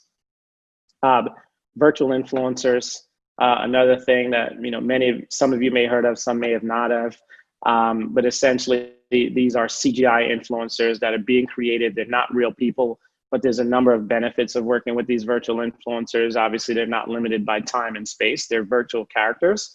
But if you're trying to talk to a young audience, they interact with these virtual influencers the same way that you or we probably interact with the traditional influencers that we know. I think the best example I can use of virtual influencers is when the World Health Organization was actually putting out a lot of their materials online about COVID and about precautions they need to take. They actually didn't partner with a real influencer. They actually partnered with a virtual influencer who was a 20-something-year-old digital character who had over 1 million followers. And that's the person that they decided to partner with to push their message out. And that's the World Health Organization. So you can see this isn't like just a frivolous activity for fun brands. It's something that even if you're working with a serious brand, there is a role for influencers, virtual influencers. Virtual events, everyone is talking about this now, and there's lots of ways you can make it come to life. We're really looking at some of the best in class examples. There's been some really good ones that you could sort of Google and find case studies on. So, whether you're helping manage a music act and figuring out how to monetize that, or whether you're just someone who's putting on a conference for your company or a meeting, there are lots of technologies right now and lots of services that'll allow you to take your virtual event beyond the group chat. The company I work with, DKC, we actually create custom experiences for clients. So ongoing conversation and lots happening there, but obviously the virtual event space will continue to stay hot. The great way I like to put this is, there'll be no such thing as snow days anymore for kids. They're going to be attending school regardless. And I think it'll be the same in the events business where, whether or not you can attend that event physically, there's going to be a virtual way for you to participate in that event, whether that event is a music concert or whether that event is a tech conference. And then finally, leveraging micro-influencers. We all know about influencers. Micro-influencers are, they continue to be very powerful. They continue to have a very strong connection to their audience because they're not seen as folks who are being paid for every opportunity. They have this authenticity. There's almost this weird model in the influencer world. When you get too popular, there's sort of a line that you hit where your popularity will increase, but your actual influence might decrease because you cross that line from influencer to celebrity. And there's research out there about this, but one of the big things especially with younger audiences, is, you know, they don't really trust celebrities. They know celebrities are paid to say, hey, I drink this, hey, I wear these sneakers. So micro influencers have a really unique value, particularly to impact dark social. There was a lot of data shared around the emergence of COVID where, you know, folks said social media usage is spiking. People are using it 4 times as much.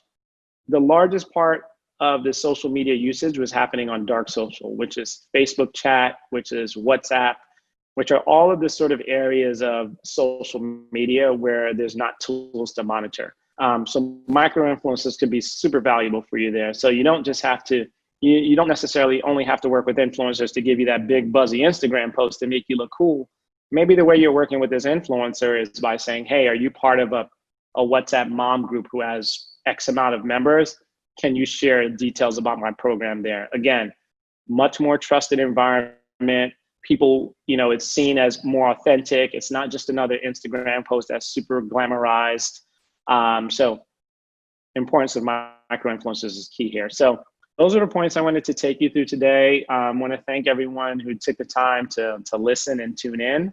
Hopefully this was informative, and I appreciate the time. Thank you.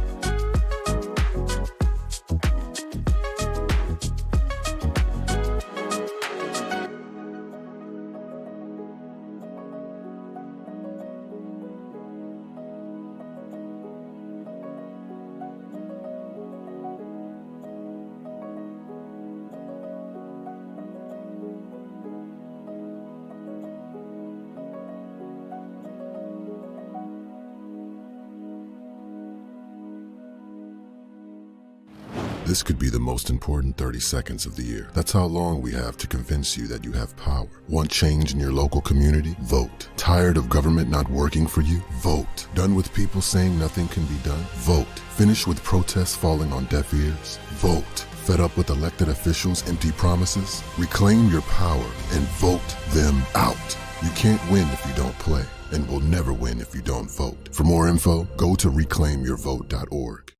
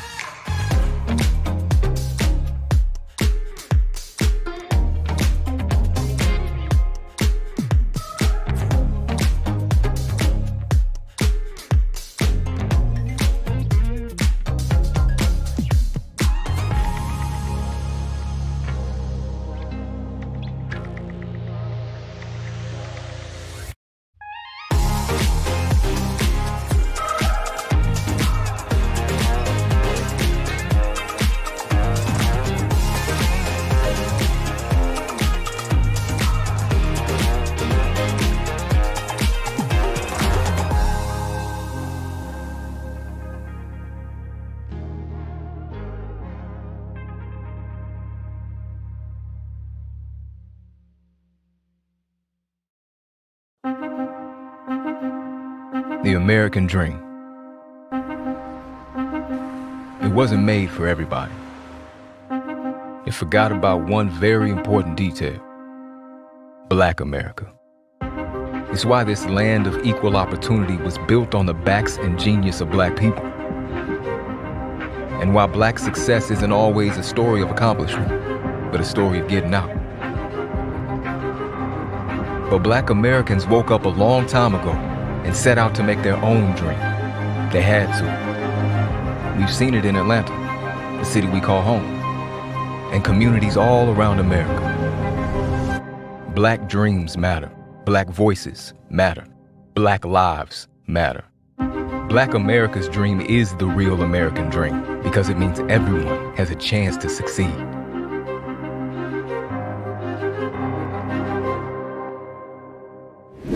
Greetings, greetings, greetings. Welcome to our session, Regroup, Refocus, Renew. Managing Self-Care in a Pandemic. I'm Shanti Das, founder of Silence to Shame Incorporated, industry, entertainment veteran, speaker, and author and philanthropist. I am so excited to be here today and to moderate this most important conversation. We have an all-star panel of dynamic women this evening. So without further ado, I would like to first introduce my good friend, Miss Carrie Hilson. Hi, Carrie. Shanti. How are you? Oh, I'm so good. Very good. Thank you. How are you? I am blessed. I am blessed. And I know that everyone knows you and your career, but can you just give us a quick little background story on your career and what you're up to these days? Woo, quick. Okay, I started out as a songwriter. I became an artist under the tutelage of Timbaland and Polo the Don at Interscope Records.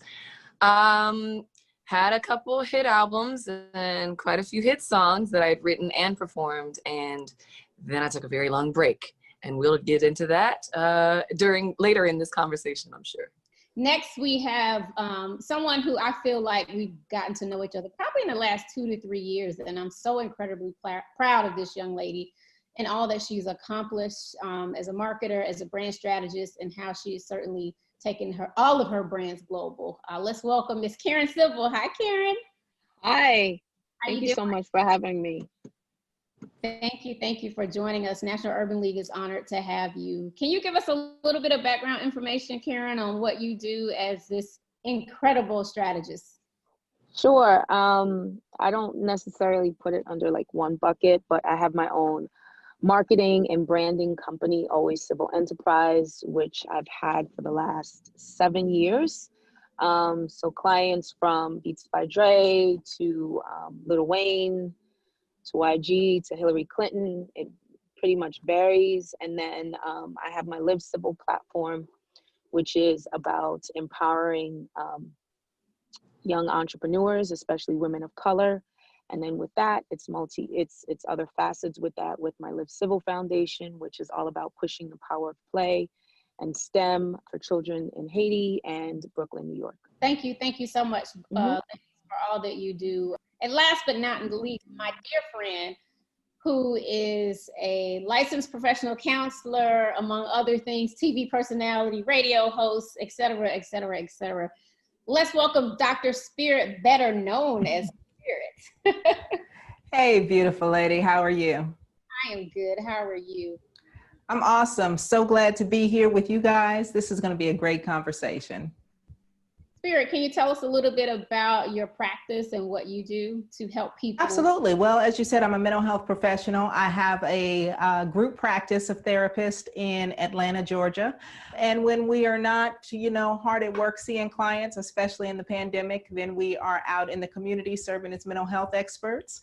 You get to see us all over the place, everywhere from divorce court this season, as well as Love Goals on OWN. And we've just been really blessed and fortunate to be out there making sure that folks are taking care of their mental health and wellness all over the place. Well, thank you again for joining us. I'm going to jump right in. We know it's certainly some interesting and strange times going on for everyone. And we know that distancing and isolation under COVID continues to save lives and slow the spread. However, the cost to our mental and emotional health is really high. For many professional people, each day is a struggle to stave off stress, depression, anxiety, and about what's to come for the next day. I know for me, and I've talked to you all individually about this over the last 6 months, the isolation can be debilitating at times for me, but I do feel like help is there. I know help and support is out there, and I've just been doing the best that I can. But it's certainly difficult times right now for so many people. Spirit, can you talk about how COVID and our multiple pandemics, rather, within other pandemics, especially in our community, has affected many people from an emotional health and wellness perspective? Yeah, for sure. And we have to be honest about that, right? For the Black community in particular, we have to decide kind of what came first, right? Was it the viral pandemic that we're dealing with under COVID, or was it the racial pandemic that we've been dealing with for generations? And for most of us, it definitely is the racial pandemic. And so having to add to the pressure of whether or not to get involved in various forms of activism, while at the same time holding down our communities, while at the same time holding down our homes. Many of us are having to now become not just parents who are sheltered in place, but also essential workers, teachers, daycare providers, and a number of things all at the same time. And so there's a lot of stress, there is a lot of frustration, there's a lot of confusion, and all of that is contributing to higher rates of depression and anxiety, particularly in our community. Absolutely. And I just feel like wellness is just the topic of conversation everywhere, right? You find so many people, no matter what your profession is, we're all talking about ways of taking care of ourselves. So, Carrie, let me ask you, have you been able to manage your wellness since the pandemic started? When I tell you, it is a bit of a fight to stay level and balanced, and to keep your spirits high, your vibrations high. Favorite thing I would say is taking walks. Being in nature somehow truly grounds me, gives me a sense of peace and calm. That, reading, baths, those are just a few of the things that I found to do that truly do just raise my vibration when I'm feeling a bit on the low side. What about you, Karen? What have you been able to do to manage your wellness during this time? It's been fluctuating, because at first, when this pandemic first started, I was a little bit confused. I'm like, okay, I just got to stay home for 30 days and I'll be okay. And here we are months later, and I'm now realizing it's bigger than just me figuring out what I need to do right now. It's me understanding like we're in the unknown. Mm-hmm. And it's how I'm going to operate in this space. A lot of things that I thought was normal and things I want to go back to the way it was obviously is not. And I've been using this time to really put effort into myself, a lot of things like that I have been putting on the back end, especially like my trauma and emotions and things that I'm dealing with, because I would always go, I'm busy with work, I'm busy with work. I've taken this time to really reset emotionally and pour back into myself. So that could be a day of watching Netflix. That could be a day of cooking 15 different meals, or that could be a day of just being in my bed. I'm just finding comfort in myself, honestly. Yeah, it's funny you say that because I'm doing the same thing, Karen. And interestingly enough, you know, I'm a little paranoid about COVID. I wear my mask everywhere. I haven't been doing a lot. And we always talk about social distancing, but, you know, I wish they would have called it physical distancing, because it's important not to social distance, right? Even if it's virtually, because it's important to stay connected. And I'm actually doing this Zoom today. I'm on vacation in Florida, and I got a chance to put my feet in the water for the first time since the pandemic hit. And it was just like a woosah moment for me. And I found myself kind of getting emotional. A lot of people that follow me, they know I lost my sister last year, so I'm still really grieving. I think a lot of us probably on this Zoom have lost people that are close to us. And it's just so important to like pour back into yourself. You know, we have so many young professionals I know that are watching us right now for this panel. And I just want to make sure, Spirit, that we just talk about the importance of pouring back into yourself. We talk about you can't pour from an empty cup, but for real, like now, to me, it's like a matter of life and death. And we know that September is Suicide Prevention Awareness Month. And, you know, we've recently heard about a few African-American men and women in entertainment or in television and in the A&R community that took their own lives in the last few weeks. And that really shook me to the core. And I just want people to know the importance of not being afraid to get help and the importance of incorporating wellness into your daily regimen. Spirit, can you talk a little bit about that? Yeah, and you know, the thing that I really want people to know, Shanti, is this idea of, you know, you can't pour from an empty cup. That is beyond important for us to understand. And many of us, the other thing that I love to say is, because we walk around in our community in particular saying black don't crack. And I love to say, yes, it does, from the inside out. Okay, that's why we are suffering with these disproportionate rates of COVID deaths. That's why we're suffering from disproportionate rates of heart disease and high blood pressure and strokes and heart attacks. It is not because we are genetically predisposed to these things, but it's because we take in stress. And in our community in particular, we are dealing with racial fatigue, we are dealing with battle fatigue, we are dealing with systemic racism, and we take that in, and we've been taught, unfortunately, that one, we don't have time to deal with feelings. And two, if we actually had to process those feelings and make sense of everything that we're dealing with, it would be too stressful. And so unfortunately, we take it in and we don't release as much as we bring in. And that stress is literally killing us. The racism that we're experiencing is literally a public health crisis in our community.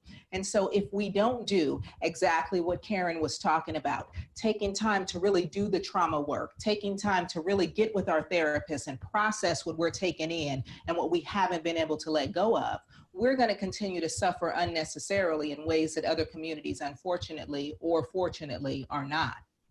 Absolutely. Carrie or Karen, do you want to share anything about that with just any of the recent deaths of African-American women and men in our community? Yeah, I think that you all are right. The grief for us is so layered and generational. Our traumas are just piled one on top of the other. And we absolutely have to use this time to start to peel back those layers and heal the many traumas, generational grieving, loss of all kinds right now. People are losing a lot of things, not just family members, friends, even though that's huge. People are losing finances and all kinds of loss. So I do think it's really important that we start to peel back all the layers and really see ourselves. And one of the things, as she said, like, I've actually been seeing my therapist more often virtually than I did in person. So I can appreciate that I'm able to check in and just have our hour of time go to a quiet place and just continue to process, because there's a lot to process, like I said, on top of other things. Absolutely. And it's funny, you talked about seeing your therapist, and there's so much going on, and we call that telehealth, right? In the mental health community, being able to see your clinician. But the way that technology has really allowed us to stay connected. I mean, as I mentioned, I'm on vacation, I'm on Zoom. Karen is handling other business in a car, but she is here with us. But we're able to still do the work that we can do. And it's funny, I find myself working harder, it seems like, through COVID, especially running my nonprofit and working in mental health. And so I'm grateful that we can stay connected. Does anyone kind of want to talk about how the connectivity has helped them? And even my mom, who has Alzheimer's, she's in a facility in Charlotte, and I've only been able to see my mother once. But thank God we can FaceTime once a week. So again, I am still connected, and that puts me in a better mood. Like, I could be having a really crappy day, and when I see my mom's face pop up on FaceTime, it just does so much for me, for my emotional health and wellness. Spirit, can you talk about how, again, that connectivity is just really vital to our wellness right now?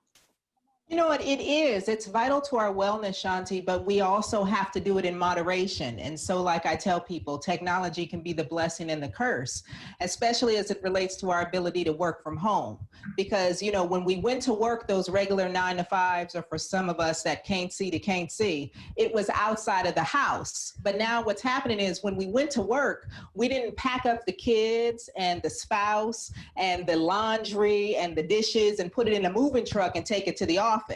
But nowadays, we're trying to do all that at home while we're working. And so, as some of my clients affectionately say, they feel like they're actually living at work now, because they're not putting the work down. They're constantly doing it, and they haven't found the balance, and they don't recognize that rest is equally important, or guarding that space so that you get to decide who to contact, when to contact, how to reach out to loved ones, but also how to control your energy and recognize you don't have to do every Zoom call. Just because somebody hits that FaceTime and is ringing you doesn't mean you have to give them that energy to answer. And so it's really about, how do we leverage technology, but also how do we use technology to curate those spaces so that they will replenish us, so that they will rebuild us. And we have to be very savvy about what we allow to come into our space, recognizing that technology allows us to control that. Absolutely. Whew, yes, yes, yes. You gotta set boundaries. I say, got to. Are like a must. And I used to be that girl where, like, I was trying to be everything to everybody all the time, and I would never say no. And I'm sure a lot of us, you know, who push the envelope and we do for everybody. Karen, I see how much you do for your friend, for Live Civil, for everybody. And Carrie, I know you're on movie sets and TV sets and still recording and still being there for your family. And Spirit, you are a mother of, what is it, 7? I don't think 7. She is a mother of 7 guys. Oh my gosh. Yes. Wow. Beautiful. That's beautiful. So important that we learn to establish healthy boundaries. Absolutely. So I want to move on to talk about restorative wellness. And we know that oftentimes it really does start from within. What are some ways that we can regroup and refocus in this current time, Spirit? You know, I wish that, especially as Black folks, that if we didn't do anything else, I'm gonna tell you, the thing that we need to do the most, and it's absolutely free, but it is one of the hardest things for us to do as a people, and that is cry. Black folks do not know how to cry. We do not allow ourselves to cry because we have learned that that is a sign of weakness. We don't have time to be weak. We weren't made to be weak. Too many people have struggled for us to look at our own selves and feel and tap into weakness. And we really don't understand the restorative properties and power of crying. That crying is our best human mechanism in order to relieve stress, in order to release stress, in order to push toxins out of our body, in order to start hormones that we need to soothe and to bind us and to bond us to ourselves and to the people that we love. There are so many benefits from it. And so I tell folks all the time, if you can't do anything else, just cry. And they go, ooh, Spirit, if I do that, I'm not gonna be able to stop. And then I have to say, I have never seen anybody check themselves into a hospital or die because they could not stop crying. The tears stop eventually when the body gets the relief. Absolutely. Carrie, what are your thoughts on that? Ooh, that was, her answer was just so real. I'm sitting here listening like a patient, like I'm pondering that, like, yes, she's absolutely right. I don't know if I could top that, but again, nature for me allows me this, just the grounding, and things that resemble nature. Honestly, I have like my Palo Santo and my sage and my candles and natural scents, natural oils. I diffuse them. Those things make me feel very like whole. They make me feel beautiful. They make me feel at peace and very calming. So I have no shortage of my incense, my candles, even my crystals. I mean, mine is, you know, my approach is pretty spiritual, but going in nature and having my stick, my Palo Santo sticks and all those things, you know, that's what I do. And I cry a little bit too. Yes. Karen, what about you? I tell people, especially with myself, it's just about giving each other grace, especially during this time. You know, we're away from each other, we're on our mobile devices, and it feels like America is like this big dumpster fire right now, where everyone is just super charged and upset, obviously because of financial, racial, and social justice and different things like that. So now more than ever, even with family, with friends, if somebody doesn't get back to me, if, you know, something doesn't go my way or whatever the case may be, I'm just all about just grace now and just like, you know what, they're probably going through something, because we never know. So it's just like they're dealing with something else. I may be dealing with something. So I tell people the same thing. Like, I'm now, a lot of things now for me are just no. No is a complete sentence. I don't want to do that, because me doing that for you is taking away from me. So, and me just, you know, resetting how I feel, my emotions and everything else. I'm using this time, I'm utilizing this time to pour back into myself.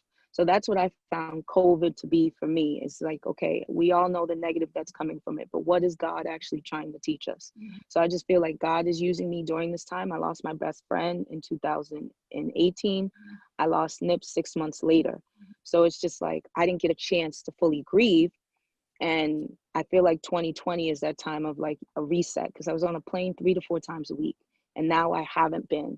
So now it's just like, it's really just about grace and just being a little bit more patient and kind with one another. I agree 100%. Wow. Thank you, Karen and Carrie. Those are all great tips. And I've been wanting to like do different things in my home. The funny thing is, I'm at Home Depot and Lowe's more than I've ever in my life. Depot credit card? Like, do I need to trade in my Nima's card? It's time to like let that go, because I don't really need that stuff anyway. But I feel like COVID, that's the new thing. It's like I've traded in the expensive designer shoes for some Crocs. Right. Amazon is the new thing. And it's just building stuff out. Home Depot. It's just it's crazy. And I mean, we got to make our home comfortable. We're gonna be spending a lot more time at home. We may as well make it the cocoon, or however it is we want it to feel.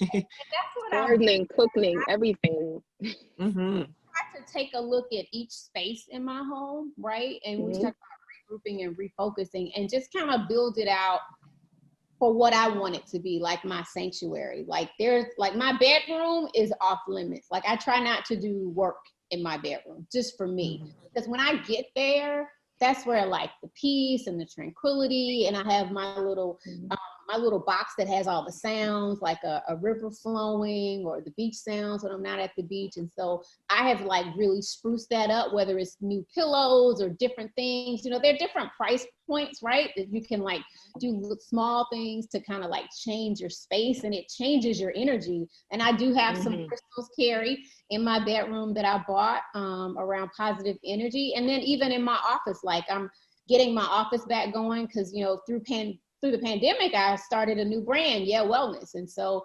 I've talked to all of you ladies on my Yeah Wellness check-in to see how you're doing on IG. And now I'm starting to do t-shirts and talks and it's allowed me to kind of like refocus. And even my book that I put out 2 years ago, Silencing My Shame, I've now added a chapter on losing my sister and talking about forgiving my dad for suicide. So I've really just tried to focus on me. And that's what I would encourage all of the young professionals that are watching today. Like, as we talk about regrouping and refocusing and renewing your mind and your body and your soul and your spirit, start within, start in your home. And you also need to start with family members. Sometimes I think we go back to talking about like setting healthy boundaries. Sometimes our families put a lot of pressure on us, right, Karen? They don't give us enough grace, whether it's our friends or our family members or our colleagues.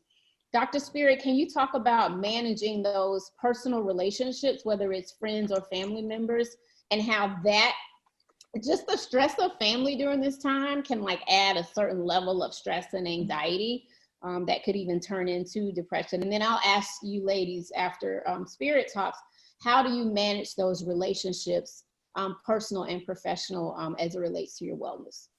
Yeah, well, one of the biggest things, Shanti, is that we have to remember that no is a complete sentence.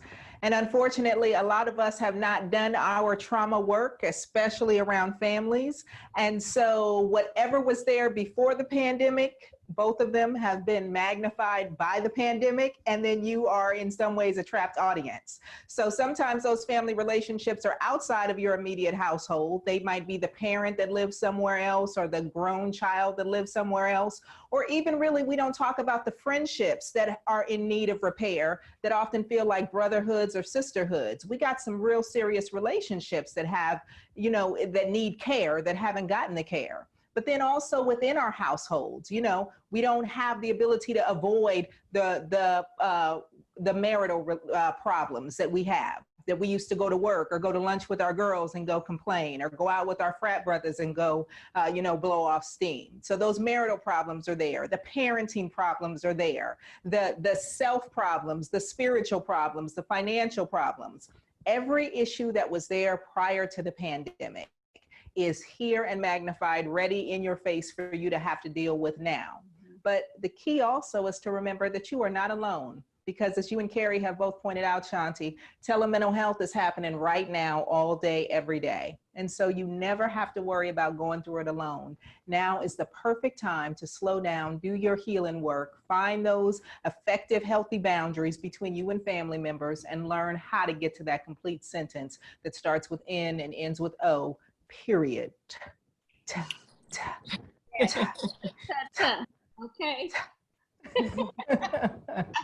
I love it. I love it. Carrie, how do you manage those personal and professional relationships and boundaries during this time? For me, it feels kind of like a seesaw. I'm in, and then I'm taking time for myself, and then I can jump back in, and then I can take time for myself. And that's how I've been able to establish balance. I will disappear and feel no issues about that. If you can't find me, yeah, I know we're all locked up. I know I could make myself available. I know I choose not to respond right now to that.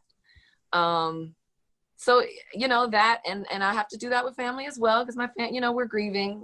It's a lot of heaviness going on. I have a sister dealing with her mental illness, and I was actually in court today in a hearing, probate court, dealing with that. It's a lot. It's a whole lot, and I have to check in and clock in, because I'm the oldest that's here locally in Atlanta. I've got to check in and strap my whole family on my back at times, but then there are times when I completely just clock out, and I'll let them know there's a way to say everything, there's a way to do everything, so they know. I kindly say, hey, I need a little moment. Just give me a few days. Yeah. And thank God they do give me that grace, because they understand that I'm, could become emotionally overwhelmed by so much that's happening, plus trying to be on my own grieving path. So, yeah. Karen, what about you? Oh, I have West Indian parents. Okay. Yeah. So I don't want to be disrespectful. It's okay. But Everybody said, honest. All at the same time. But I want to be honest. They weren't very, they weren't very open to like my career and the choices I wanted to make, they wanted me to have a very like sheltered, this is what we want you to do, you do what we say, not necessarily live your own life. But I went out successful, do it well. And it comes to a point where I feel like it's so much entitlement with them, and it gets to be a bit frustrating. So during this time, it made me realize, like, I'm in California, you know, you guys are on the East Coast. God forbid if something happens to me, this is it. So, you know, you start to realize, like, no one's checking in on me. I'm doing the checking in. I'm making sure you're good. I'm doing X, Y, Z. And at this point, I'm just substituting from myself. So I'm at a place where I've decided that I'm okay with not having my brothers or my father in my life, because I need to be better for myself. Because I've tried to engage and have conversations with them, but mental health is something they don't like to discuss. We come from a household of suck it up, just deal with it and go. I don't want to do that. I don't want to do that. You know, being 33, I don't want to be in that place of, oh, I got to suck it up and be okay. I want to talk to you about it. This is how you made me feel. Let's address the elephant in the room. And they're not at that place, which is fine, but I am. And so for my mental stability and just my emotions, I rather just put them on pause. I wish you the best. It's always love and everything else, but I have to worry about myself, because obviously you're not worried about me.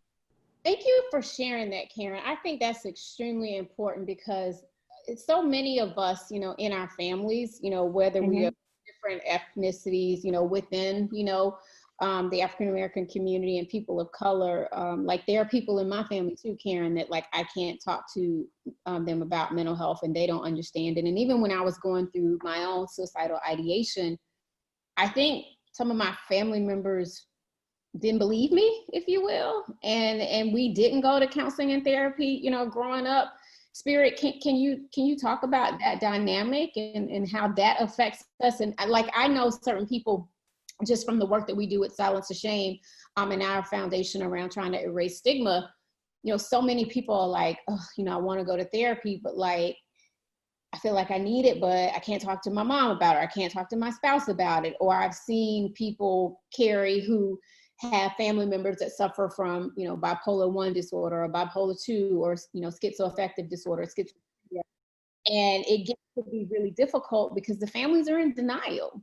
So Spirit, we talk about how families can be in denial, whether it's something we're personally going through or other family members, because you really do need to be on one accord in dealing with, you know, mental health challenges, you know, for your loved ones, for yourself. Well, you know, part of that is we have to love them through it, and we just have to realize that not everybody has evolved or gotten to that place of comfort like Karen is talking about, right?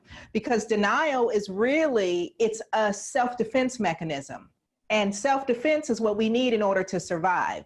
So you have to understand, especially the experience that we've had since this place has been in inception. And by this place, I'm in the United States. Many of us have been here since before it was actually called the United States.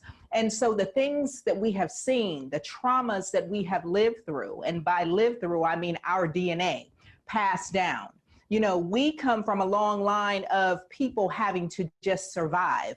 And unfortunately, many of us have not gotten out of survival mode. So being in denial, being able to repress, being able to suppress, being able to do things like what we call sublimation, where you're doing something and you look like the top most successful person in the world, but literally you're doing that because you're having a trauma-based response where you can't stop, won't stop. You have to stay busy, but it looks like success, but really it's just terror and not being able to deal with all of the trauma that you're carrying from intergenerational trauma. We have all kinds of things that we've been doing. And so unfortunately, a lot of us are not ready to get out of survival mode. A lot of us need to stay busy. A lot of us need to be helping other people and rescuing other people and keeping it moving because we don't have time to feel. we've packed so much of the pain away that we simply want to survive. And we don't want to go through the pain and opening that up, releasing that, rehashing that, dealing with family secrets, dealing with personal trauma, dealing with the situations that we thought or we know should have killed us, but by the grace of God, we've been able to keep it moving and we're here. We want to just continue to keep it moving. And so we're surviving still. We're not moving to the place where we're thriving. And for some of us, that's unfortunately or fortunately the best that we can do. But there is better for those of us that will seek it. Yeah, it is. And I think, you know, the pandemic and the times that we're living in has forced a lot of people to have to look in the mirror. It's so tough to have to really look in the mirror and to go through the good, the bad, and the ugly within yourself, within your spouse, within your partner, within even your children, you know, as they're still learning and growing and recognizing their feelings, right? And we have some alone time, some of us, or together time, right? Either way can be strained, I think, on both ends. Because for me, sometimes being alone a lot, it's like my mind, like I might get up at 3 a.m. and my mind is like racing. Now I am creative at times, but now with the pandemic, it's just a lot of uncertainty when I'm up morning and I'm questioning myself. And I want to kind of go into a little bit of social media now too, because we all, you know, I am certainly, you know, not a celebrity, but I have a little bit of influence in my space with my followers and the work that I do. But like with Carrie and Karen, you know, they have millions of people who look at them on a daily basis and follow their every move and watch what they do. But we also have to like be careful and protect our space. And even when I say our space, like our social media pages and how we let people into our lives and space at this time. So I have kind of a two-part question. I'll start first by saying, Carrie and Karen, what have you learned about yourself during this pandemic, and how has it like either energized you or not to either kind of make a change or to be more introspective and to try to be, you know, your best self? And then we'll kind of get into how do you protect your space from a social media perspective. You want to start, Carrie? Yeah, I don't know. I have been doing my work for quite a while. That's good. Yeah, so I can't say that I've had any. I have rediscovered my love for journaling and writing and expressing privately. There was a time when on social media I would give away my innermost thoughts. I mean, I still do sometimes, but there are some that I've decided, let me keep, this is, you know, this does not deserve to be there. I need to compartmentalize and save some things. So I have learned, or rather rediscovered my love for journaling, and I've learned to compartmentalize my thoughts, my expressions, publicly and privately. So yeah, I guess that is one discovery that I've had. That's good. Karen, what about you? Anything? For me, it's at a point, like I really thought like I needed to be on social all the time and making sure, you know, Twitter, Facebook, everything is all updated. I've been cool. Like I put myself on a limit. I don't care. Facebook, Twitter, just, I don't like Instagram. I'll re-upload on my phone so I can drop certain things, but I'm okay. I don't necessarily need, before I felt like I needed the instant gratification of people knowing what I was doing and wanting the applause. And I'm cool. I'm finding the self-love and appreciation for myself. So I have like a 90-minute a day. So I'm in and out. Like I don't want, because we're dealing with all of this right now, we're at home. I don't want, everyone's opinion is so heightened right now on social media.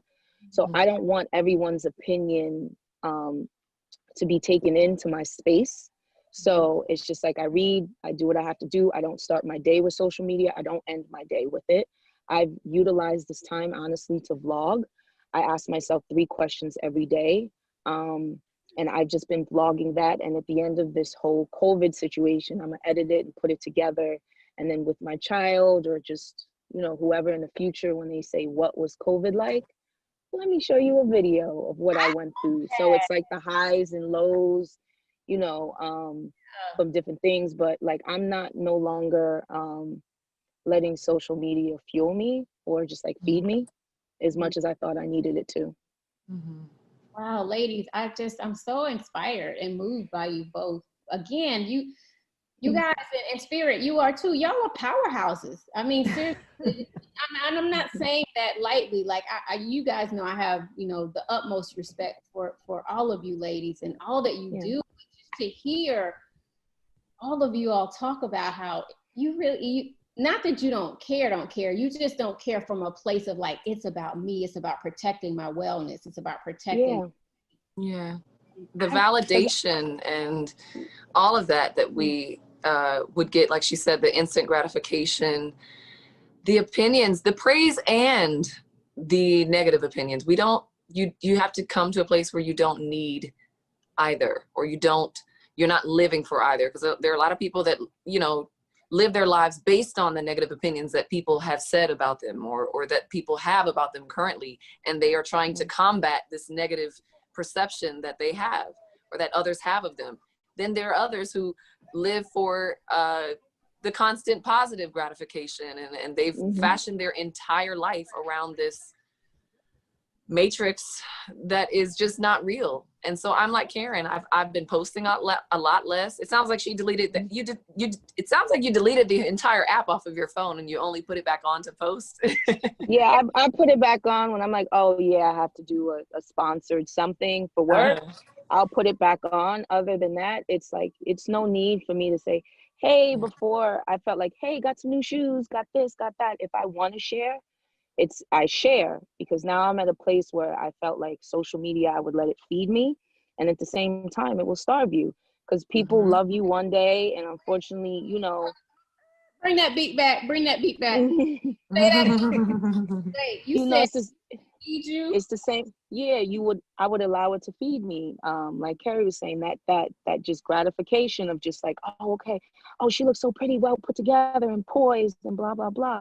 I don't need it. I'm cool. I'm just dealing with my own personal things. I'm not saying my life is perfect, it's far from, but I don't necessarily need the congratulations. If it come, I'm happy, but I don't need the sympathy.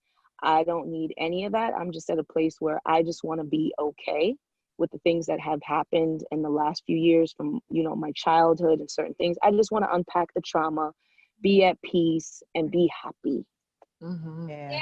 And I think that's incredible. That's incredible, Shanti. And, in working with a lot of the clients that I work with, I've had to tell them, you live for the applause, you will die by the booze. Right. And so we have to be very careful about that. And the other thing is, so many of us have gotten so wrapped up in social media. Mental health is all about, we tell our clients in our office, let us help you live the life you perpetrate on social media. Right. So now we can't go to the fancy restaurants and take pictures. We're not wearing the red bottom shoes. Like Karen said, we're wearing the Crocs. So now I get to tell you how to have pretty feet when COVID is over, right? Like, how do we look for the positives in the simplicity that is us as whole, complete human beings? And so we really have to learn how to control our environments, realizing, especially as it relates to social media, use it to your advantage. Don't use it and allow people to control or wound you through it. So, you got to realize first, mute and block are your best friends. Use them and apply liberally over and over again. And recognize if you haven't curated your social media in order to feed you, really consider that. Let go of those folks on the timelines that are not good for your self-esteem. Add those vacation destinations and those fields of flowers or the babies laughing or whatever feeds your soul. Curate your playlist so Carrie Hilson songs make you feel good, or whatever it is that helps you jam in the middle of the night, that soothes you and rocks you and gets you inspired to start again. Like, be intentional about your technology because it's yours. You pay for it every month. Make it work for you. Don't work for it. Don't perform for it. Make it perform for you. We really got to switch it up. And now is more time than any to learn how to do it the right way. You have the time, use it to your advantage. Yes. Oh, y'all are dropping so many gems. Tell you, Karen, like the part where you talked about it would feed you and starve you at the same time. Because social media, it's just like one day they'll love you and then you post one thing. I've been on that where it's like, they're like, you know what? We don't like you today. We're going to drag you. You used the comma wrong, or You laughed. Why are you trying to giggle with us? What are you LOLing about? Why you got an attitude? And it's just like they'll find all these things because at the same time, I know it's not necessarily me. People are unhappy in their spaces. So they're trying to push that negativity off into someone else because, you know, they haven't dealt with their trauma. So I don't want anybody's unnecessary negative energy. So I've just closed my window a little bit. It's not for everybody to see into, I guess, my soul, my home, my whatever you want to call it, but it's not for everyone to see. I rather just now be in the moment of actually living. Yeah, it's funny. I learned that, you know, because I was an entertainment executive for a long time. And, you know, I felt like I was just like, I had all these like fleeting moments in my life. And I was working all the time, traveling with all these artists. I would go to a city and someone would ask me, oh, what's a good restaurant here? Like, I don't know. I'll just, you know, we go to like the same 3 restaurants, you know, it's like the cool thing to do in the business. But like now, you know, after COVID, you know, hopefully when I go to a town, I want to see what the cool little spot is, or maybe even something that I wouldn't normally do. Like, I want to live life. And one thing that I've also learned, what, you know, through COVID and just losing my sister, like tomorrow's not promised to any of us, right? So it is super important as we continue to try to regroup, refocus, and renew, which is what this panel is about, right? And figuring out self-care in a pandemic, that we just take time for ourselves and that we just understand the importance of the smaller things and the simple things in life. Like, just, you know, I was on the beach today and I was just looking around at all the families loving on one another. And, you know, I'm here with a couple of my besties. Y'all, we've been friends since, one of them, we've been friends since the 2nd grade, the other one since the 6th grade. And just the love that we have and the respect and the peace and the value that we place on friendships and on life and the little things. We're gonna play board games tonight. Like, we kind of like renew and refocus sometimes by even going back, right? And doing like what is new again and getting back to the simple things in life and learning how to communicate. So even as young professionals, you know, who, you know, follow National Urban League and the work that they do, you know, it's important for your emotional health and wellness, and even from a business perspective, that you learn to appreciate the little things, because I just think it'll make you better in your craft, you know, whether you want to follow in the footsteps of a Carrie Hilson or a Karen Civil and have your own company and your own, you know, multiple things happening and foundations and all this other stuff. Like, in order for you to be your best self in business, you got to focus on being your best self in life. And we have a few left, and I kind of just want to have like any final thoughts on like young entrepreneurs, you know, young executives, on ways that they can, you know, continue to regroup, refocus, and renew, you know, in business as well as from a personal perspective. I say for business and in personal, back to just, I'm big on giving yourself grace. You know, don't look at the clock, which I now call social media, because people will see, you know, we have millionaires now, you know, they're getting younger and younger. They're skewing at between 12 and 21. So now you have somebody who's like 25 to 30 who's like, oh my gosh, I'm not there. Why am I not like this or XYZ?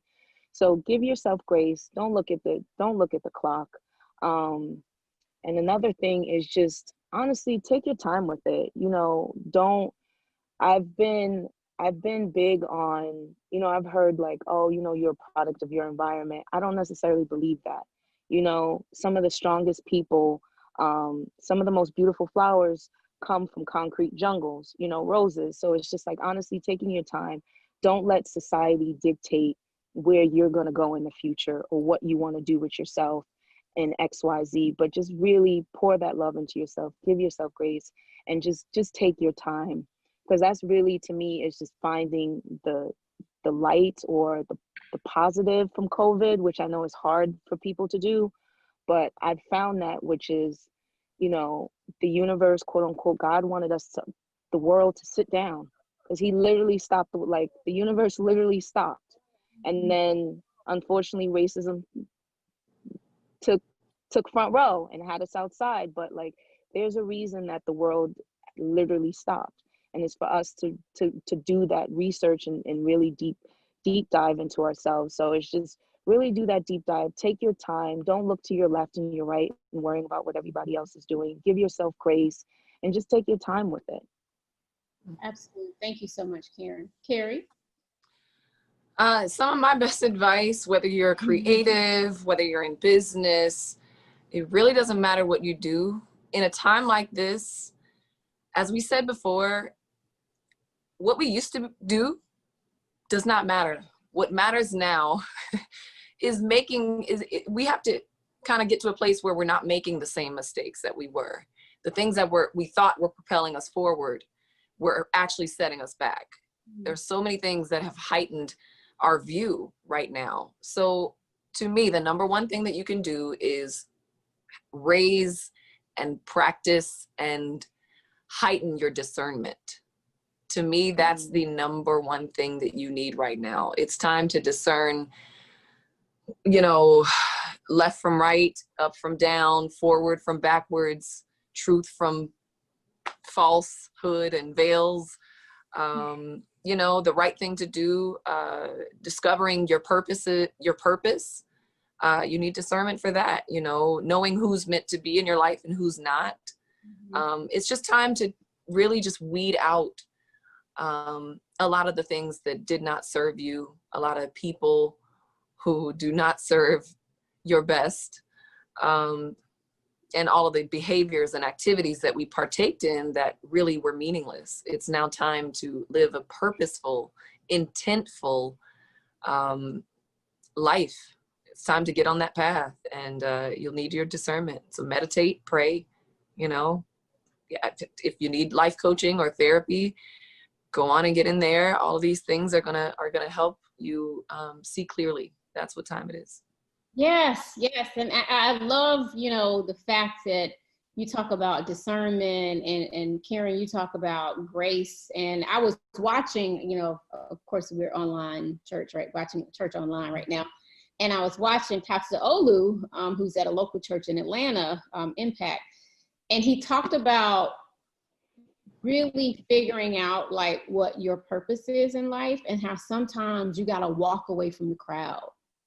And I literally was sobbing and in tears because I felt like I had come to a point in my life 10 years ago where it was time for me to regroup, refocus, and renew my mind, my body, and my spirit. As you guys know, I went through a depression. I went through health issues. I walked away from my career in music at the height of the game. But just in that moment of me being okay, right? Being able to discern what I needed, Carrie, in my life, and being able to forgive myself for walking away and starting over, and giving myself that grace that I needed. I was able to walk away from the crowd, and now I feel like my life is more full than ever. And being able to be in a position, to curate this incredible conversation for National Urban League with these dynamic ladies around wellness, about self-care. I never thought I was that chick or that girl. I always thought I would be a music industry vet for the rest of my life. But it's a beautiful thing when you can look within, when you can discern the things that's going on in your life, the friendships that you don't need, the ones that might have been there for a reason or a season, and it's okay to move on. The importance of emotional health and wellness, and going to see a therapist, and not being afraid to get help, and saying that no is a complete sentence. We've heard so much of all of this today, and setting healthy boundaries, and getting outside, exercising, getting your endorphins going. I mean, self-care is it's crucial. It's not even if you do it or you don't. Like, it is crucial right now in terms of what's going on in the world. And I want to let Spirit take us out and just talk about the importance of self-care in this pandemic, and how you can't, regroup, refocus, and renew if you're not practicing self-care, if it's not a part of your daily regimen, and how, again, the discernment, bringing it all full circle, Spirit, the love, forgiveness that you can place upon yourself to really, truly be your best self. Yeah, and I want to remind people, right, that success is a journey. It's not a moment. And so that's why it's important for us to operate in our passion, and to recognize that it's a lifetime, and you have a lifetime. So you don't have to get it all in right now, and you don't have to look to the left or to the right of you to determine what other people are doing and use that to measure what you should be doing. So if you come out of this moment and the best that you could do in the last couple of months is simply survive, I want you to understand that you made 10,000 good decisions every day. From getting up and putting your feet on the ground, walking into the bathroom, choosing to take a shower and brush your teeth, check in with loved ones, let loved ones check in with you. I want you to understand that there are a million different ways to measure success. And so don't feel the pressure to have to come out of this going, I will have written 2 books, I will have started 3 companies and 4 nonprofits, I will have checked in with everybody, and I'm gonna be totally renewed, replenished, and reborn on the other side of this. The fact that you will come out of this with your mind and your body intact is a testament to your ability to survive and thrive. And so I want everybody to just be mindful, 1, that you cannot pour from an empty cup. 2, that the help is available. So make sure you're getting those mental health appointments in and those physical health appointments in. And 3, make sure that you recognize if you are struggling and if you have children that you are stewards over, because 50% of all mental illnesses develop by the age of 14 and 75% by the age of 23. And our children are suffering under this weight too. They have lost their worlds in the same way that we have, and they don't have the language or the resources in order to get the help. So let's not forget the children in that. But I want you to understand that in the same way that we're talking like this, you can be talking to your therapist. You can get you a therapist after this. I have a session after this, okay? And so I want us to not see any shame in that, and also to recognize that sometimes we need a little more help than others. Okay, we're not getting in the same steps. We don't have the same dopamine flowing through our bodies. Depression is a chemical thing. It is a brain thing. Anxiety is a chemical thing. It is a brain thing. So just like your organs, your heart, your lungs, your liver, all of those sometimes need help. Your brain sometimes needs help. And so if that mental health is not where it needs to be, understand that you owe it to yourself. It is the best gift. Everything begins and ends with that mental health and wellness. So please make sure that you are pouring into yourself and into your soul first, and then put on the mask of everyone else around you in that order. Let the Period. church say amen, okay? Amen. Amen. Amen. Out there, some resources. I love therapyforblackgirls.com. It's a wonderful resource where you can find a therapist in your area. Also, therapyforblackmen.org is another great one. BEAM is another, B.E.A.M. is another great resource for mental health in the Black community. And of course, Silence to Shame, and check out, Yeah Wellness and all the incredible conversations we've been having. Ladies, how can we stay in touch with you all, with your organizations? If you don't have to give social media handles, I know we talk a lot about social media, but even just your companies and what we're doing. Carrie. Well, I guess I would only be available on my social media. You've got my Carrie Hilson page. I check my DMs maybe quarterly, so you can try your luck there. But do follow, yes, I was just about to say, the Carrie Hilson Foundation. We've done some COVID-19 initiatives, and I've always got my hands in serving the world. So follow, it's at the Carrie Hilson Foundation on IG, and check out the website, carriehilsonfoundation.org. That's pretty much it. Carrie Hilson on Twitter, just Facebook, across the board.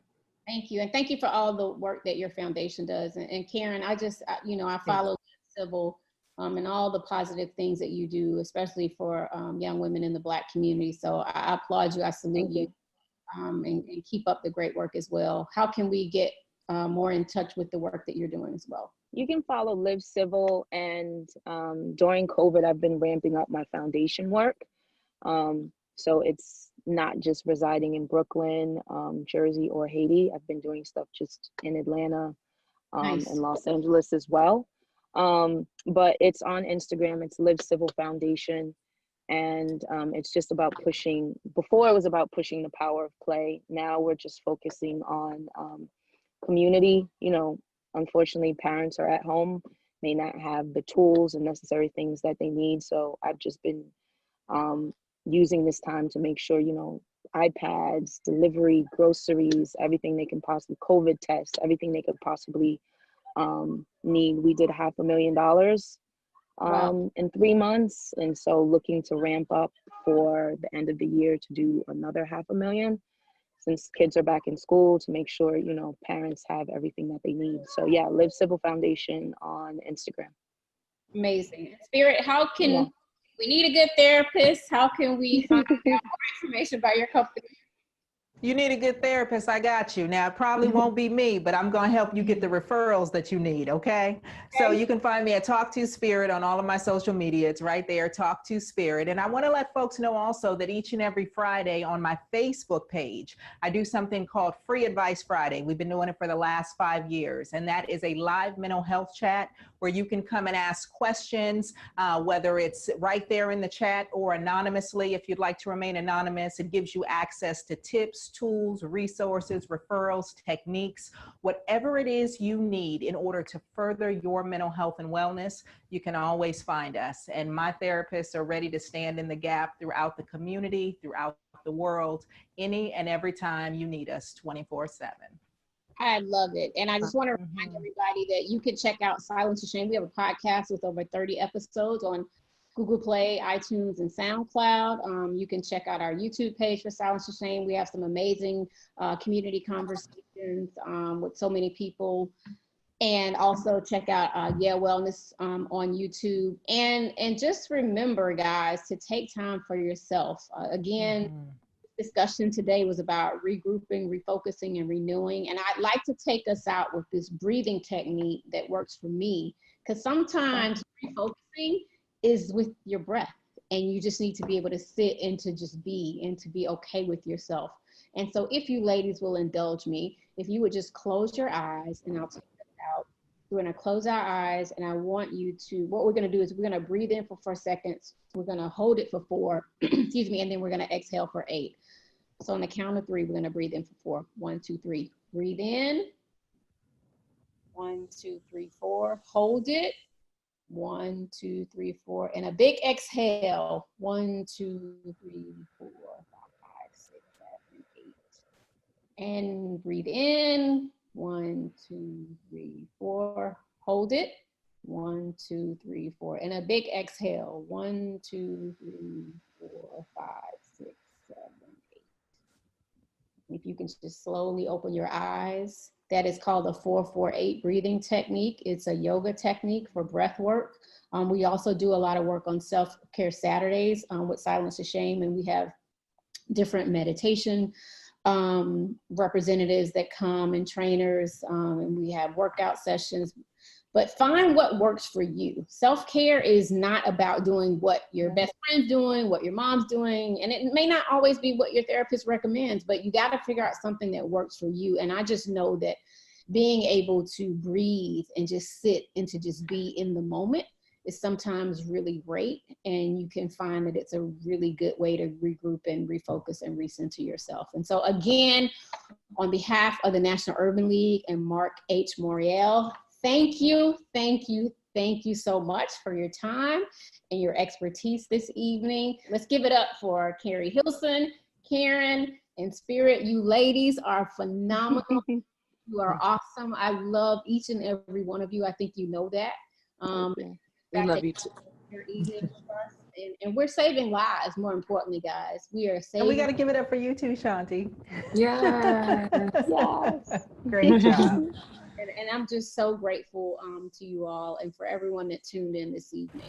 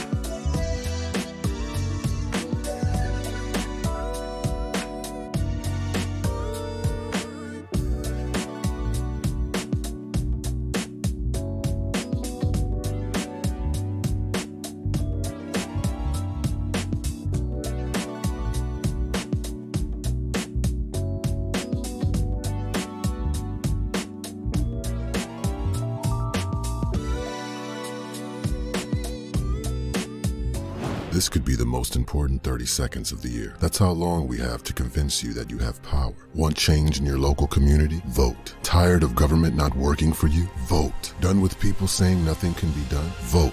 Finished with protests falling on deaf ears? Vote. Fed up with elected officials' empty promises? Reclaim your power and vote them out. You can't win if you don't play, and will never win if you don't vote. For more info, go to reclaimyourvote.org.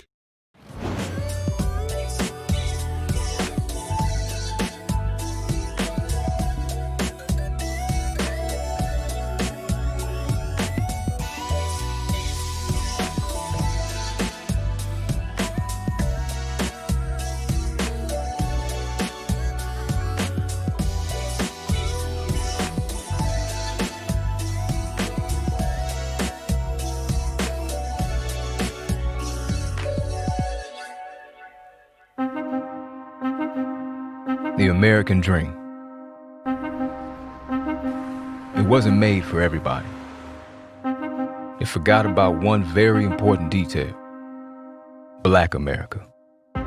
It's why this land of equal opportunity was built on the backs and genius of Black people.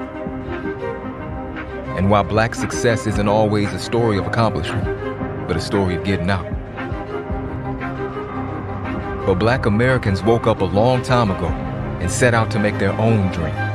They had to. We've seen it in Atlanta, the city we call home, and communities all around America. Black dreams matter. Black voices matter. Black lives matter. Black America's dream is the real American dream because it means everyone has a chance to succeed.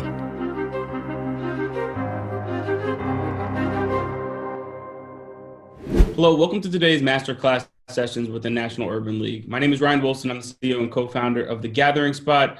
I'm really excited about today's conversation because we're going to talk about ownership. The title of this conversation is Our Culture, Our Brand, Our Dollars, When Black Culture Equals Black Ownership. And I have the privilege of talking to two gentlemen that have been at the forefront of our culture for a very, very long time. Our first panelist needs no introduction. He is the founder and CEO of No Limit Enterprises and a true entrepreneur. His entrepreneurial endeavors extend to publishing, film and television, sports management. I'd like to welcome Mr. Master P to the conversation. The second person that we'll have with us today is Mr. James Lindsay. He is the founder of Rap Snacks, another brilliant entrepreneur. And if you've been anywhere over the last couple of years, it is hard to miss his products in stores, all in our community. So, gentlemen, welcome. Thank you for being here today. Yes, thank you for having me. Thanks for having us. Today's conversation is about ownership, and I want to first start about talking about authenticity. Why is it important that authenticity has been such a big, important part of your brands? And James, I'll start with you. Well, I mean, the key point of it is you got to make sure that, you know, your brand makes sense to your target market, right? And, you know, I have a saying that if they don't believe, even when it comes to being a rapper in the marketplace, if they don't believe in your brand and believe that you're saying who you are, then your brand is lost. So you got to make sure that it is something that's coming from a great place that has a feeling of, oh, I know this brand. You know, I'm feeling close to this brand. I know where this guy is coming from, and I can relate to it. You know, one of the things that we wanted to make sure, starting Rap Snacks over again about 4 years ago, is that we made people very comfortable with seeing us on a product, right? Because, you know, the other products that we talked about for years is Aunt Your Mama and some other other products that really didn't represent our brand in a very positive way, right? So, you know, we got to start somewhere, and starting somewhere is having people that are positive influences in our culture that we can open the door and they can see, oh, they did it, we can do it as well. Master P, same question to you. You've always had authenticity be at the forefront of all that you do.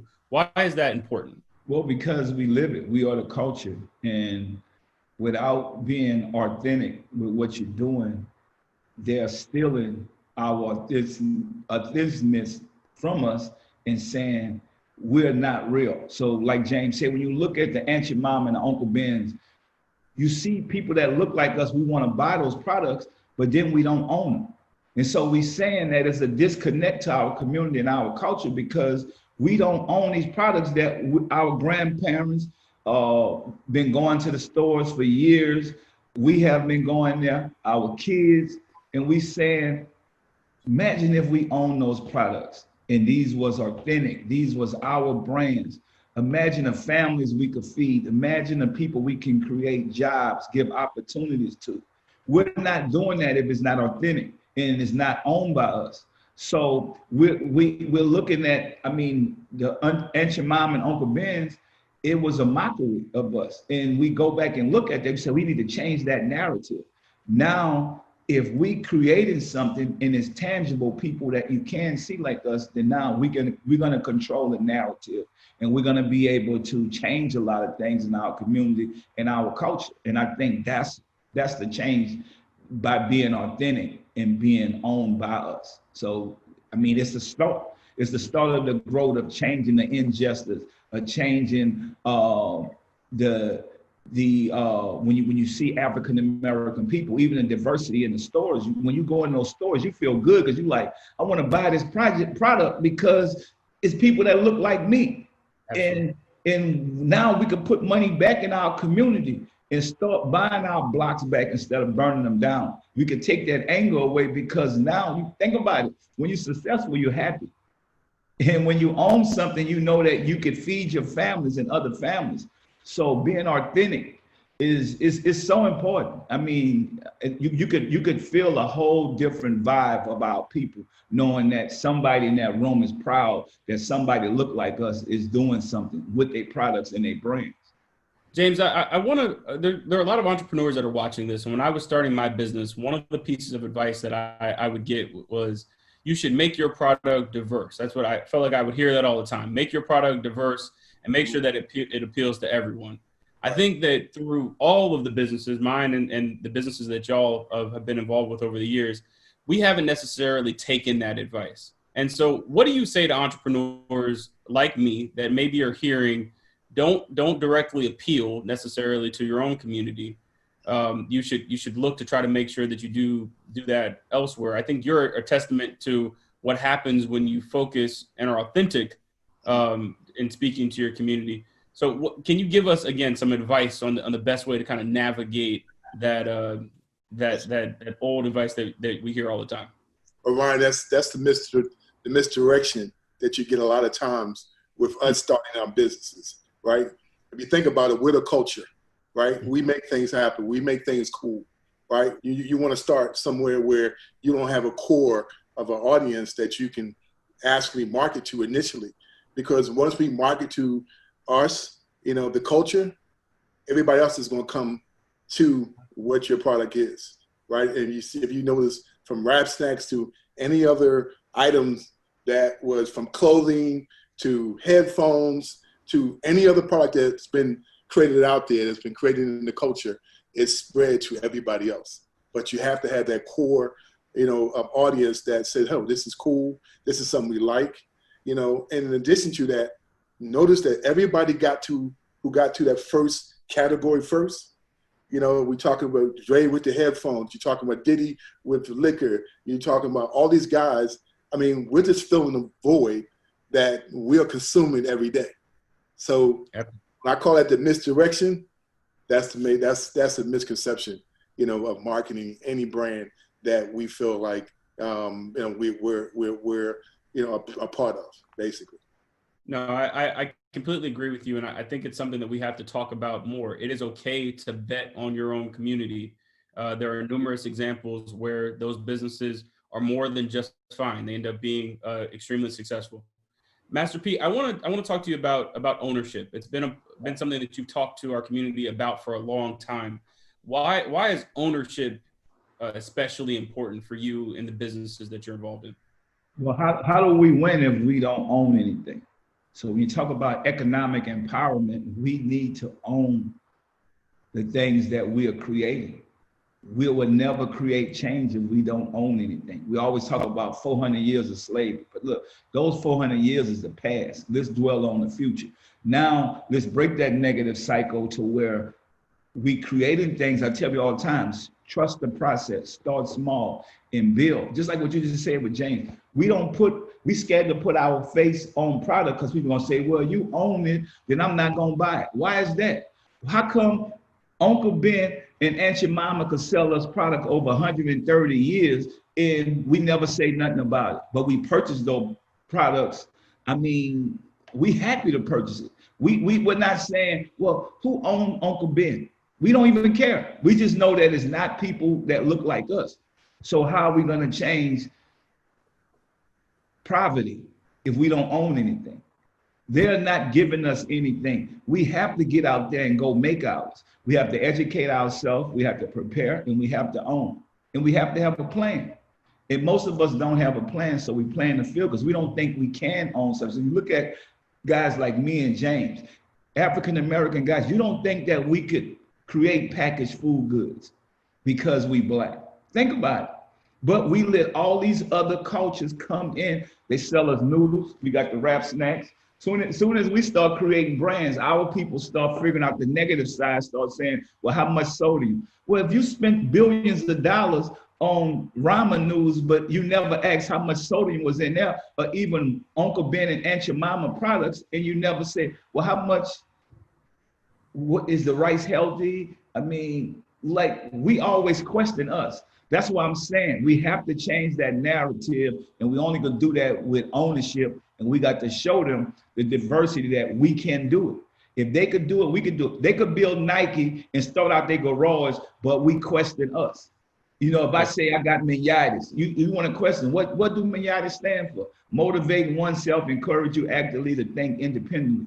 We are programming you to think independently. We don't want this to stop at me and James. When you see the packaged food goods, you see all the products that we have, we saying, no, we showing you we can do it because we own it. Look at us. It's African-American guys that look just like you. And we saying if we could do it, you could do it. We want to build more of us. That's where the ownership comes from. If we're gonna control our culture, we spend trillions of dollars, but we don't control it. And so we only control that through ownership. We only could control real estate, the food goods, sports, all this stuff. We only can control that through ownership. And it's not enough African-Americans, even minorities. It's not enough of us. So that's why we preach that narrative and hope the ones that's catching on, the entrepreneurs that's watching this, knowing that if we could do it, y'all could do it. And it starts now with us. We don't want this to be just two of us on this call. We want thousands. We should be doing a Zoom call with thousands of African-American brothers and sisters saying that we just got laid off from our job. Okay, now invest in yourself. Build your business. You don't have to get laid off if you build your business that you own. James, to the same point, I want to focus in. I think Master P's brought up a really important conversation around the idea of support. We are, in many instances, very supportive of things that happen in our community, but at the same time, if we're having an honest conversation, we can be very unsupportive of things that are businesses that have African-American founders. Right. Talk to us about how you've been able to navigate that over time, and what advice do you have for our community broadly about the best way to actually be supportive of businesses that we see that are being started? Well, Ryan, I think it's lack of information, number one, right? You know, we're not going to support anything if we don't really understand, you know, who's behind it, you know, what's the narrative that we're pushing, you know, the problem we're having is, you know, we are consumers and not producers, right? So when we're going to tell people, hey, look into, if you go to any corner store in your neighborhood, and it might be 1,000 corner stores in your neighborhood, how many corner stores are owned by us, right? Okay, and that'll answer your question why you're not supporting, because in addition to that, you might have 500 different products in that corner store, and you might have one product that's owned by Afro-American, right? So it's lack of information, it's attitude, it's actually being used to buying something that they can relate to, that looks like them, right? And having a mind, the mentality of this product is just as good or better than the products you're buying, right? And to talk to what Pete was saying about ownership, is that when you don't own any of these brands, all that money is extracted from our communities, right? And none of that money is coming back into the community. So it's more about understanding the buying power of us, number one. We hear about it, but when we go to the store, we actually don't understand. Supporting each other is going to help better the opportunities for the people behind us, right? And that's the narrative that we got to continue to talk about and let people understand, because, you know, it's a lack of information, right? That's what it is. Also, it's a lack of information, but it's also self-hate. We have to change that narrative. Self-hate is a terrible disease in our culture, in our community. Instead of buying from me and James saying we don't want to make them rich, but we're going to make all these other companies rich and all these other people that don't look like us, that will never come back in our community and share those profits with. Because the more we make, the more we give. That's what our brands is about. Helping the inner city youth, helping the elderly, giving back. So if nobody's doing that, and you guys don't even know how those other guys look, but you're buying their brands, because think about it, some of these big brands that we go in the store and buy, we talk about, it's no different from the products and brands that we're selling. But we stereotype each other till the mindset is messed up to where we say, well, we don't want to make them rich, but they already jumped on us 400 years ago. They have a way jump start on us, knowing that we're going to come back and help the community. Why not empower us so we can empower the community, and then we can empower more entrepreneurs? So we got to start somewhere. We have to break that cycle to where people, like I said, you know what, get used to seeing us on packages, because you know that this is owned by us. So let's stop that self-hate. It all starts with self-hate. If you angry and upset at yourself, you can't see the big picture. All you're gonna do is hate on the next person. Because I tell people all the time, no idea is a whack idea. Get you a business, start small and build. That's the only thing they've done. But we don't allow that process with people that look like us. And we have to change that. That's the only way we're gonna grow our community and our culture. I'm talking about economically. Because, you know, like James said, we all spend money, but how many of us prepare something, a business that we can feed our families, to build generational wealth, to give other opportunities and jobs to our culture and people in our community? And so that's where the change got to start at. So we really need to be on these packages so people can see us, to know that we are real people. When we looked at Aunt Jemima and Uncle Ben, these are not real people, these are models. But we spent a lot of money because we think it triggered our mind. Oh, well, we own those products. 130 years, soon as the Black Lives Movement hit, we start realizing through social media we don't own those products. And now they're taking them off the shelves but they done made billions of dollars off us already. And we didn't care who owned it. Long as people look like us don't own it, we're gonna support it. That's the narrative we have to change. I think one important footnote, and just a stat for everyone that's watching this to take with you, in over about 155-year period, if you go back to Juneteenth, 1865, Black folks owned about 0.5% of the nation's wealth. Yes. We own now 1.5% of the nation's wealth. Wow. So we have a tremendous way to go in terms of ownership, and we've got to talk about it.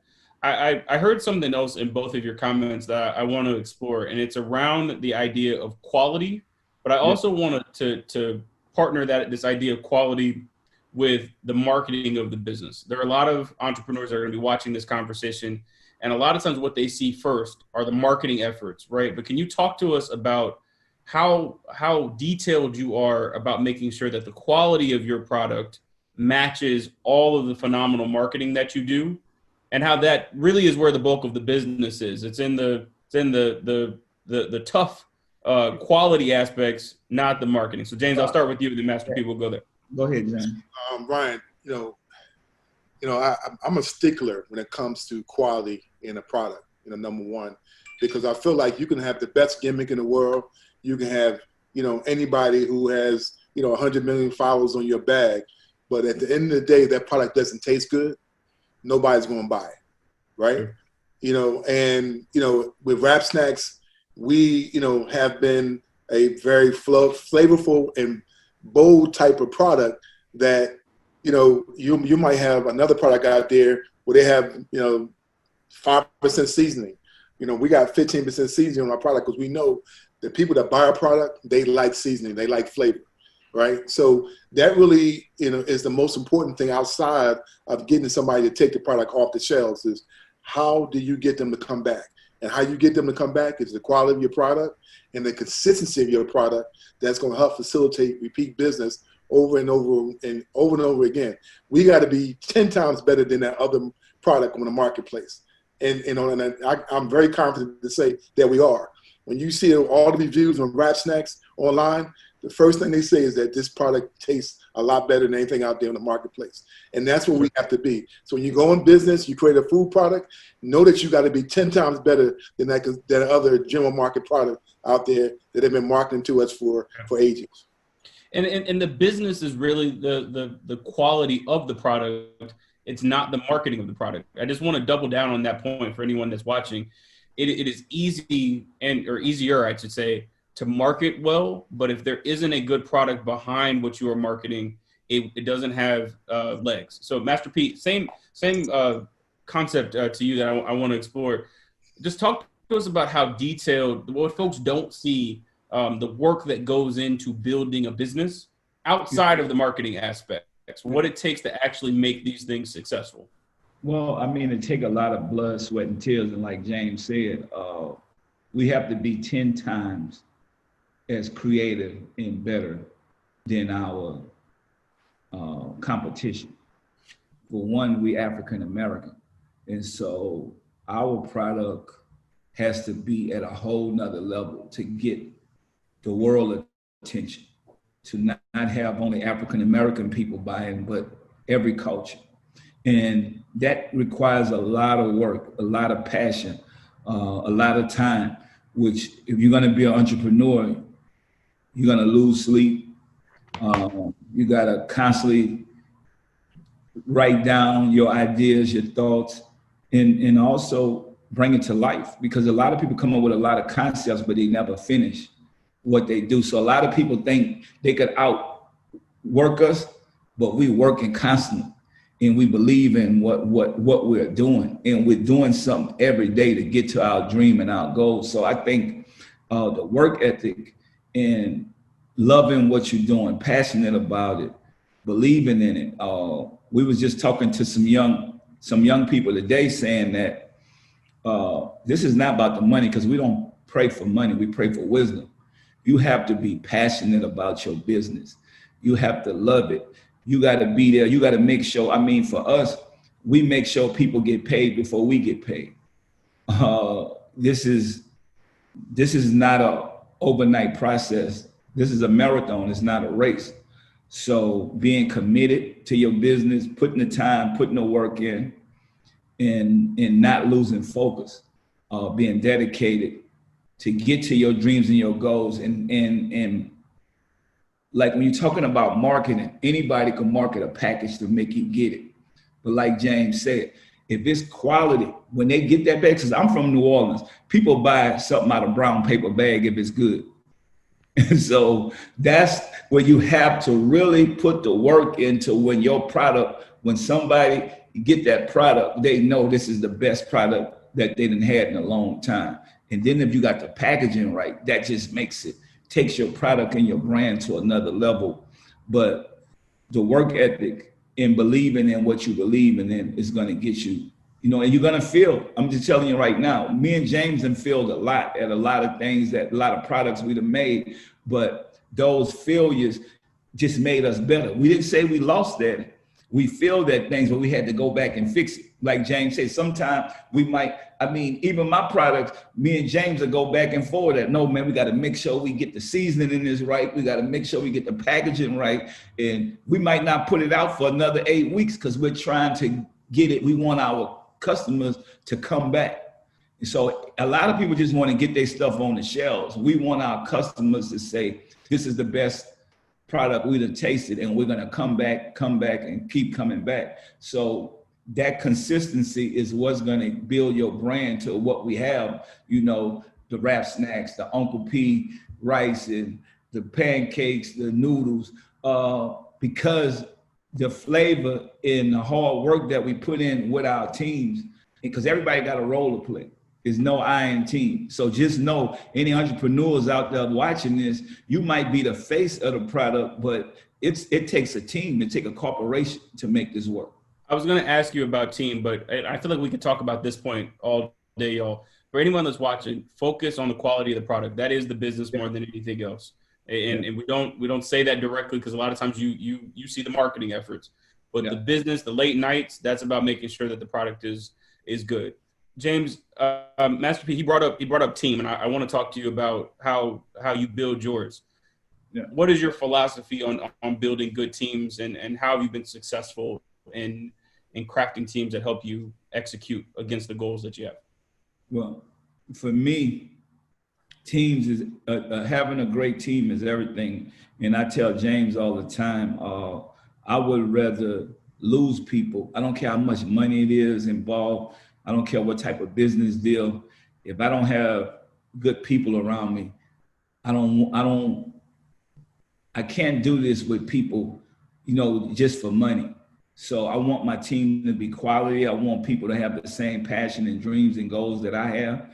And also I want integrity. I want people around me that has integrity, not just in it because of the money, but to see the value in me. No, we're building relationships when we get into business with people.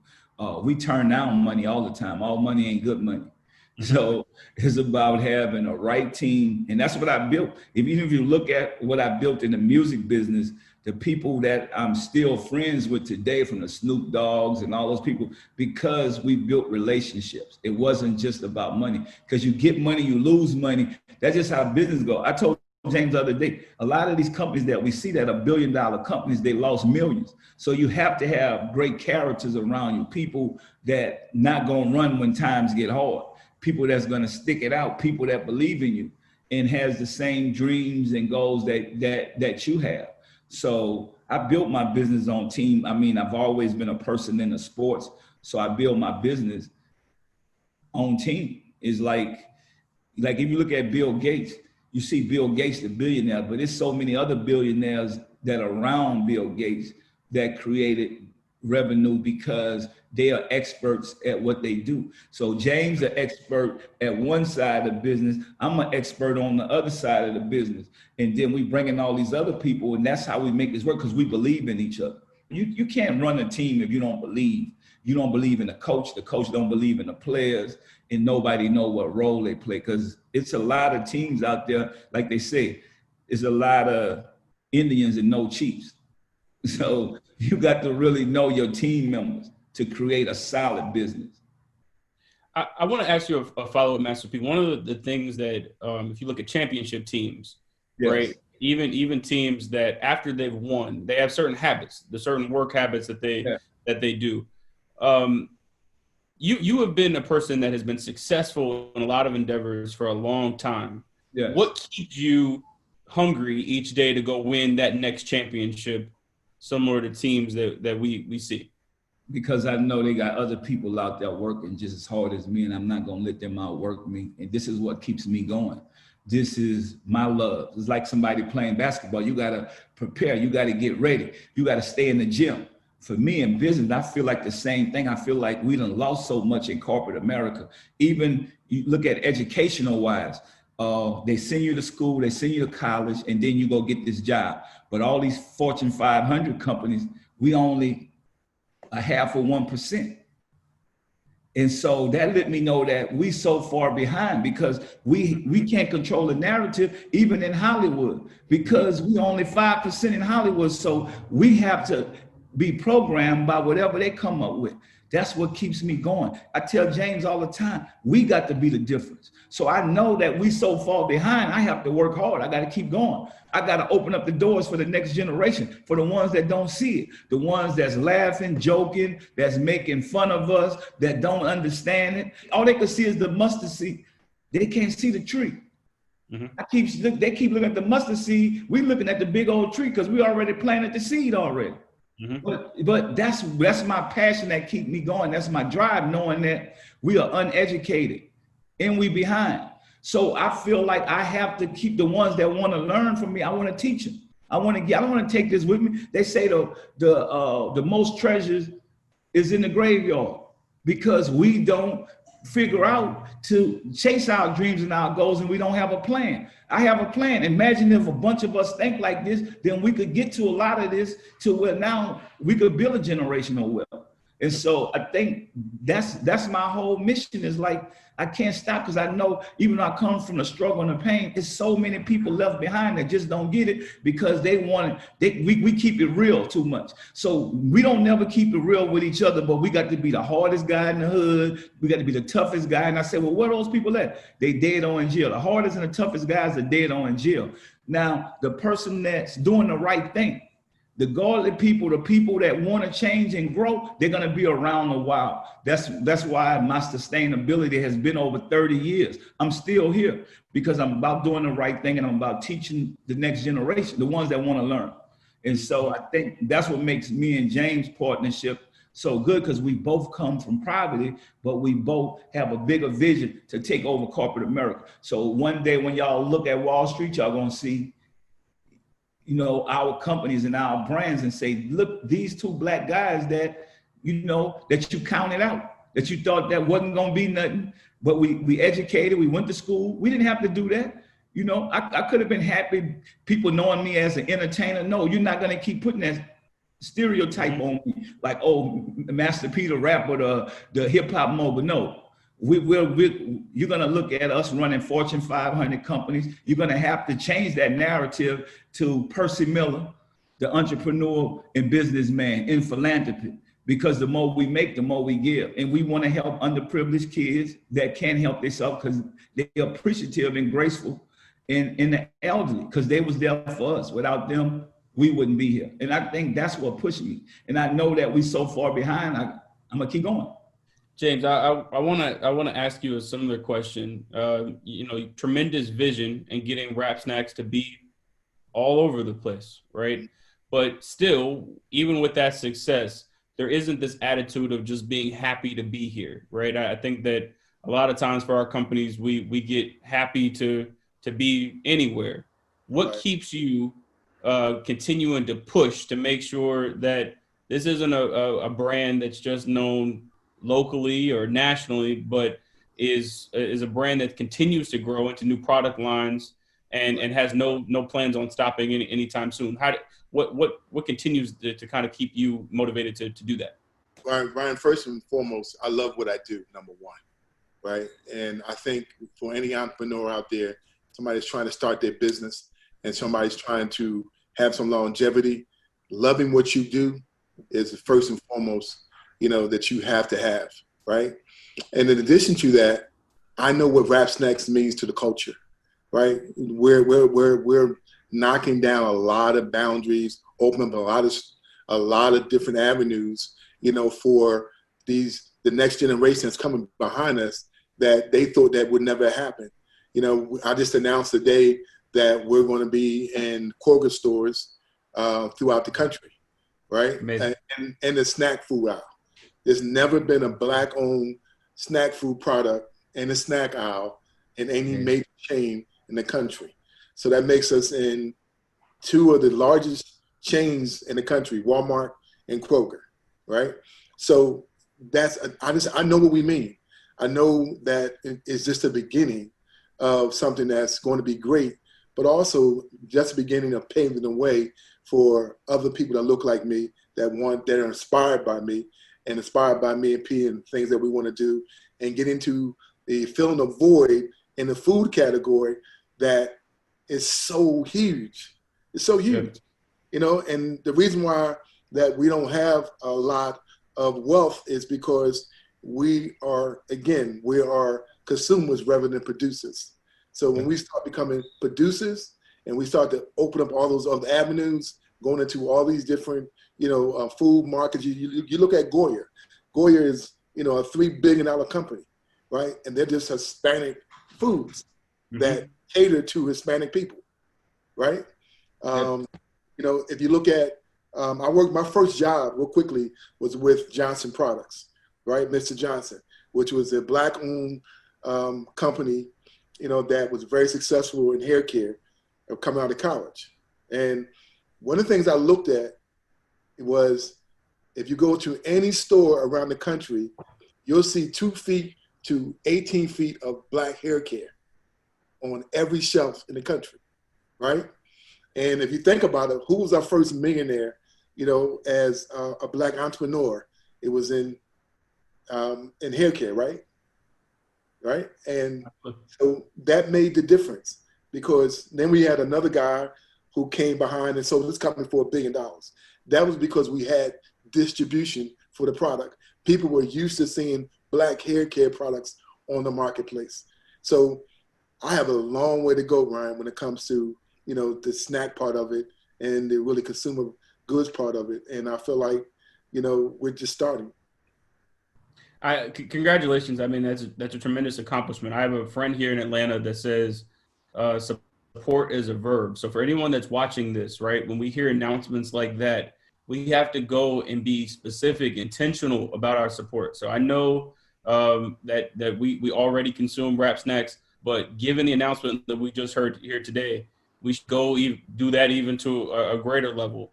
One stat that has haunted me over the last several months is that Black folks spend about 3% of their discretionary income with Black-owned businesses. Said differently, we spend 97% of our money elsewhere. So when we hear announcements like what we just heard, we have a ton of room to go to make sure that more than 3% of our income goes to entrepreneurs that are in our community.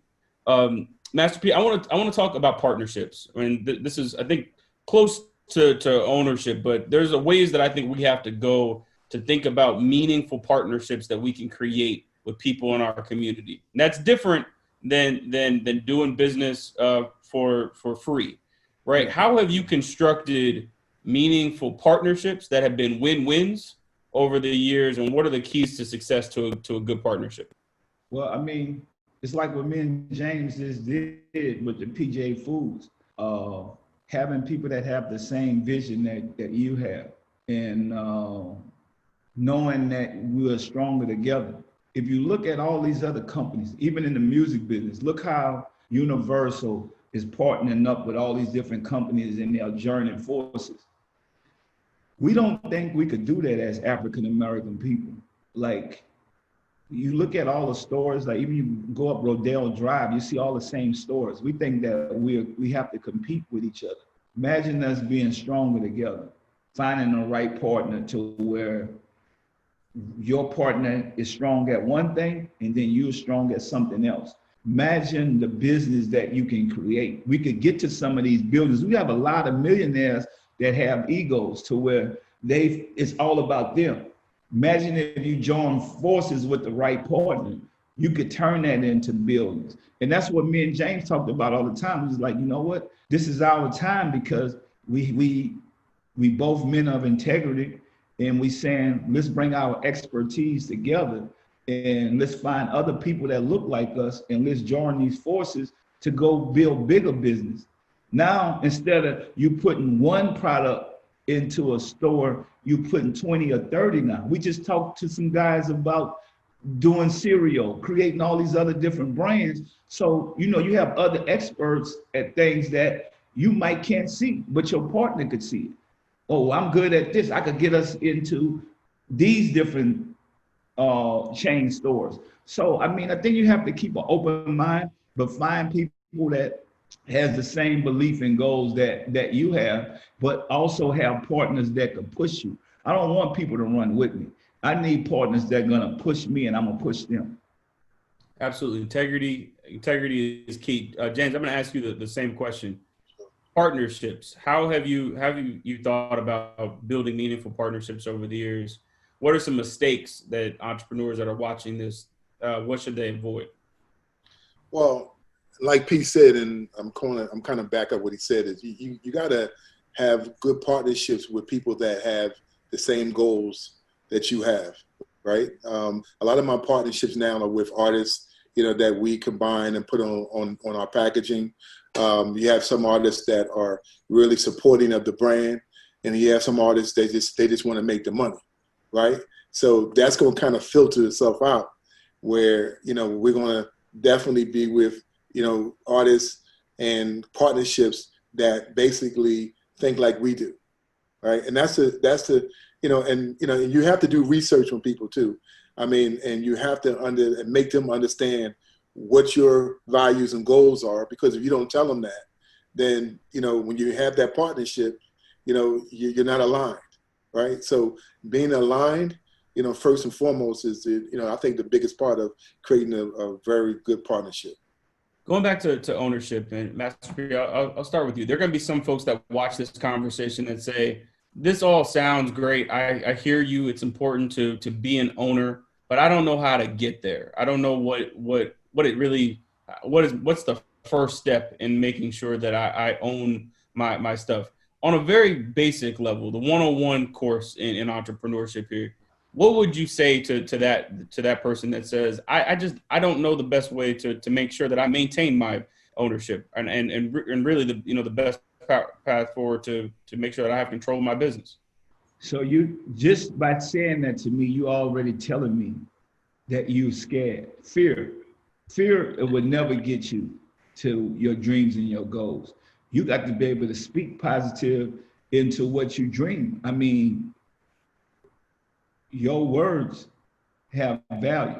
They said in the Bible, if you speak negative on yourself, then that's what you're going to get. So what's the difference in them and us starting? Because we always say, well, man, y'all got money. No, don't say that. I'm going to celebrate James today and that's what we got to do. We got to celebrate each other. This man started from nothing. I started from nothing. And then for some of the people that say, well, you got $10,000 from your grandfather. They had 12 other kids in my house that got $10,000 that did nothing with it. So stop making excuses. So the difference is they went and brought a car and jewelry with their money. I started a business. And I believed I still had to put the work in. So think about it. James had to put the work in. Some people started with nothing, with $5, $10, keep on adding it up, saving their money. So you got to realize, stop making excuses and stop saying what other people, like they look at me, they say, well, Master P, he got money, now he say that, it's easy. Wait up, I started from the projects with nothing. So you only see the fruits now, where we are. But you didn't see the passion, like James said. I love it, I believed in it. When I talked about No Limit, I eat, sleep, drank it, this is what it was. And I had to change my mindset. I had to give up some things, sacrifice. Instead of keep saying what I can't do. I named myself Master P because I'm a master of everything I do. I named my company No Limit because it's gonna be no limit to my success. I didn't have no money at the time. Mm-hmm. So it started with a dream and a goal and also having a plan. So if you have a plan, if you're sitting at home right now, you might not have the money. We just said, now you got the plan, you might have to go find a partner that has the money. So stop counting yourself out. You already scared. You saying, I can't hit a home run because you already saying you can't. What if you just swing and close your eyes? You might knock the ball out the park. So I'm saying, stop sitting at home, being around negative people that's agreeing with you too. That's what we said. Me and James gonna push each other. I might say, man, if this don't work, you say, man, no, this gonna work because I'm telling you, you need to do it this way. So you might need to cut some of them yes people off from around you too. So get you some no people to tell you the truth. Mm-hmm. and be real with you. And you need to be real with yourself. If you really want to be in business, start. No idea is a whack idea. That's my motto. You got to start from somewhere. Grow every day. So if you got a $5 business, turn it into a $20 business, then turn it to a $100 business. Everybody wants the million. So let me explain something to y'all. When you look in the hood and you see the Arabs that own the stores, you might say, they making small money. If they making $3,500 to $5,000 a day, they millionaires, but you can't see it because you looking at the millions. They adding it up. We got to start thinking like that. So if I got a product or something in the community, like even a convenience store, if I'm making a $3,000 to $5,000 a day, you going to the bank, dropping off millions before the year's over with. And so that's the way we got to think. We just want to jump to the millions. It's a grind. Like James said, 20-something years ago, he started with a potato chip where people probably laughed at him. Man, what is this? Man, you're going to put But you're not laughing at Ruffles. You're not laughing at Frito-Lays. That's why I'm celebrating this man. Because you don't know who they are. So you had no way to tell them that this won't work. They just made you trust the process, you believed in it, and you brought into their brand. Now you see it's us. You're not going to buy into our brand because you're thinking, well, you know, they not known for that. Master P not known for selling noodles or rice. Why can't I sell packaged food goods? But you're going to buy from somebody from overseas or from another culture. Yep. So that's why I'm telling y'all right now, start out your garage. Don't be afraid. Build it from there and keep growing. Keep getting bigger and keep getting better. They're going to love you in the end. Think about it. They might say, oh, I don't like that. My music, they said it was whack at first. They ain't like it. I sold 100 million records. But I started. I didn't let people stop me because you could always get better in everything you do.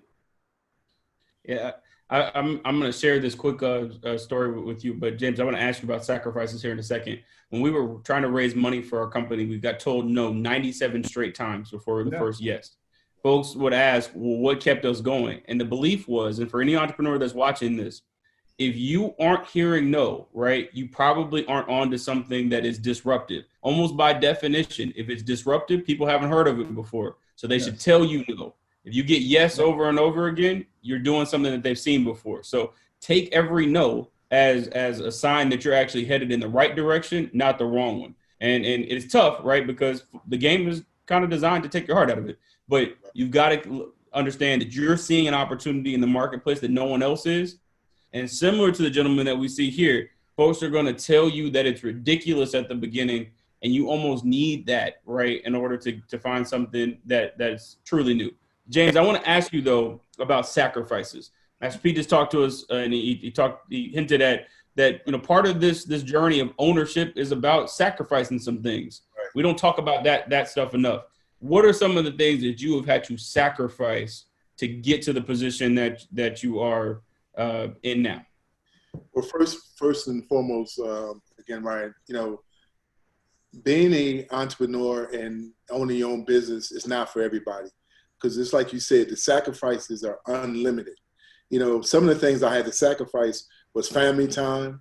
You know, it was not going out and doing other things that my peers were doing, you know, and, you know, financially sacrificing, putting the money back into the business for a long time, you know, not going without having a salary, because, you know, eventually, you know, if you are confident enough to understand that you're on to something, and like you said, Ryan, with people telling you no, when you tell me no, that means in my mind that it's a yes, you know, and eventually I'm gonna prove you wrong, right? So it took me, you know, over 20-something years to really get to Rap Snacks to where it's at, because first and foremost, we were before our time, right? They couldn't see it.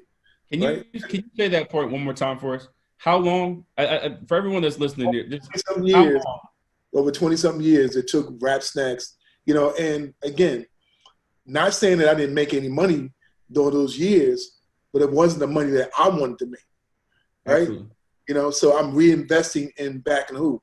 I'm reinvesting back in me, because what happens a lot of times is that when you first start a business as an Afro-American coming from the inner city, you don't have any financial, you know, wherewithal to be able to start your business. So you get that money, you got to be like, all right, you know, let me keep investing that back into the business, you know. And again, it's the trust in the process, knowing that eventually, if you do something every day and you're consistent with it, that eventually it's going to become successful.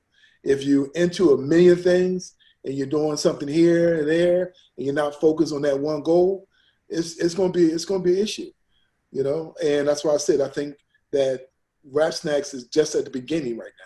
You know, I feel like we introduced Rap Snacks 4 years ago, and I feel like we're a 4-year-old company because people are just understanding the concepts of what, you know, I envisioned 20-something years ago. Everyone that's watching, this stuff happens overnight, but not in the way that we normally talk about it. 20 years is what we just heard to get to what we know today. It's tremendous sacrifice. Master P, there's going back to, again, this concept of ownership. There are some folks that are going to watch this and they'll say, I want to be like you. I want to be able to have multiple different businesses over time. What advice do you have for folks that have a diverse set of things that they're focused on the best way to accomplish being good at multiple things? And is that something that happens over a short period of time or something that takes a little bit longer? Nah, I think you got to be successful at one thing, and as you grow, you start realizing you have to diversify your portfolio if you want to stay around, if you want to be successful. Because I come from New Orleans, and I realized when a hurricane comes, everything get washed away. So my mindset is thinking that if I'm good at one thing, but if I could attach other things to what I'm good at and market and promote it through that circle, then now I have a diverse portfolio. It's not just one thing. I've got different revenue streams coming in instead of one. Because even if you're an athlete or entertainer, they teach you and they program you to just play football or basketball or baseball.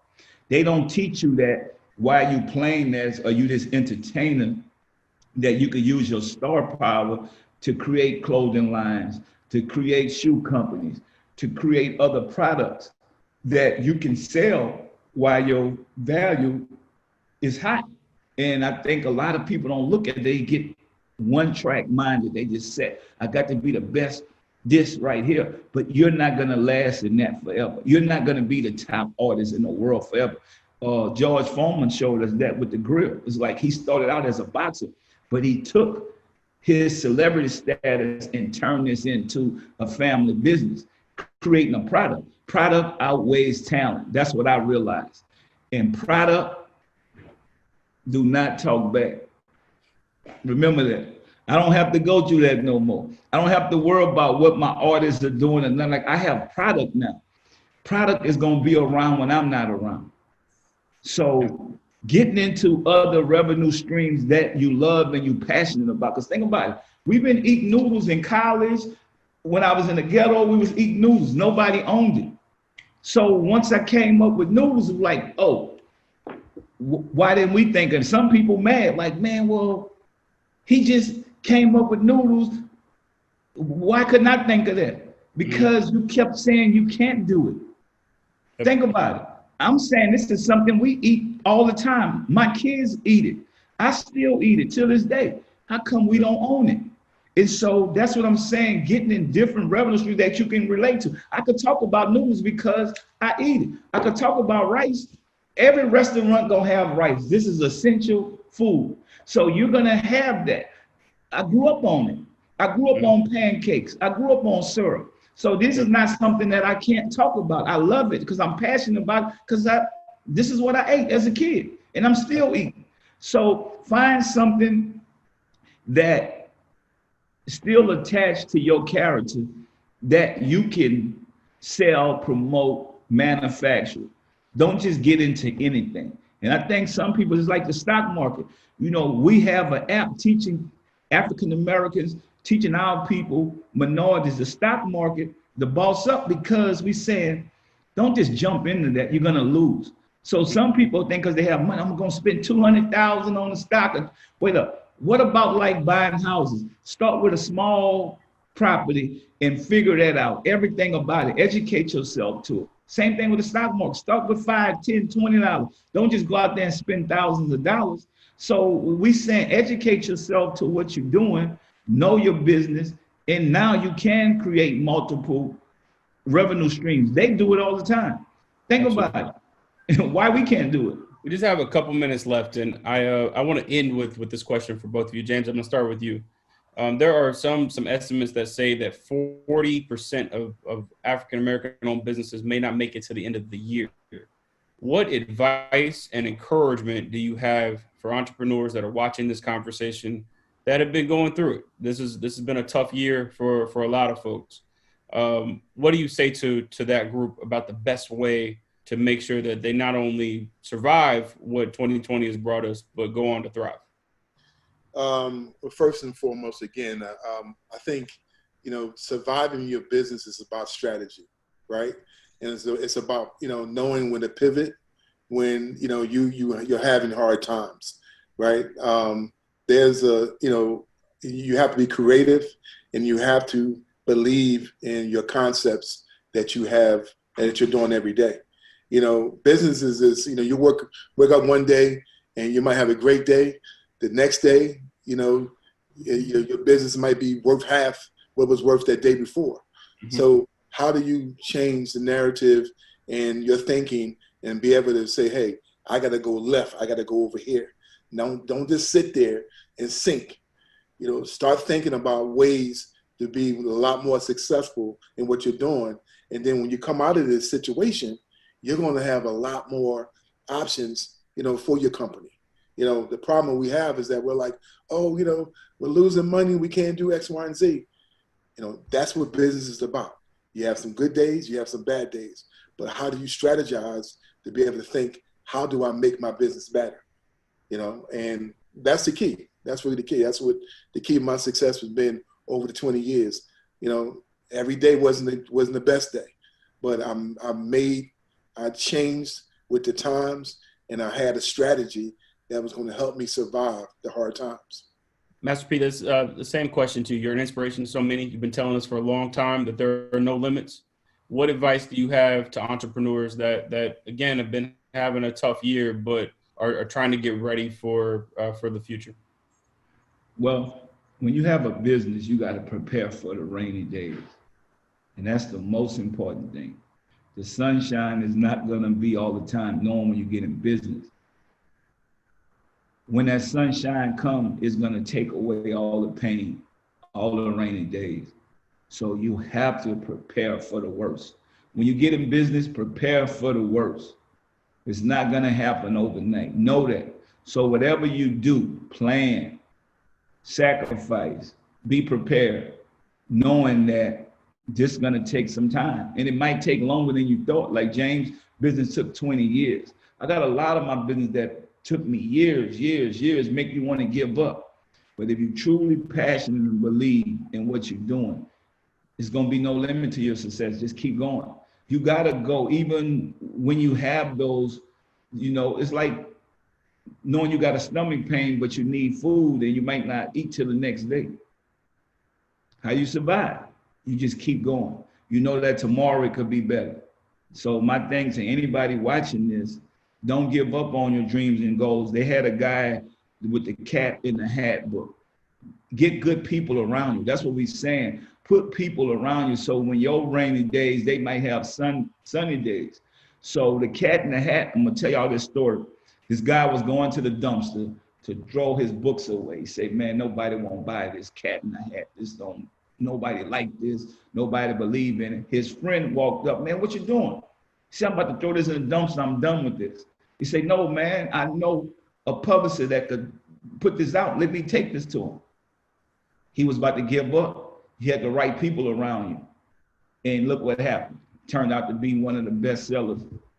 And that was the cat in the hat. So think about it. That's why I say no idea is a whack idea. But when we talked about partnerships and teams, you have to have a good team. Because even when your stuff might not be right, your partner stuff might be right, or vice versa. And that's how it goes. I done been there for my partners on rainy days, and they done been there for me. So we're gonna need each other to get through this. So stay focused and put the right people around you. I wanna thank you both. I wanna thank the National Urban League for bringing us together. And I appreciate y'all. Thank you for what you represent in our culture and for pouring into us today. These conversations are super important. But to the president of the National Urban League, Mr. Mark H. Morial, thank you again for creating this summit, and we will see you all soon.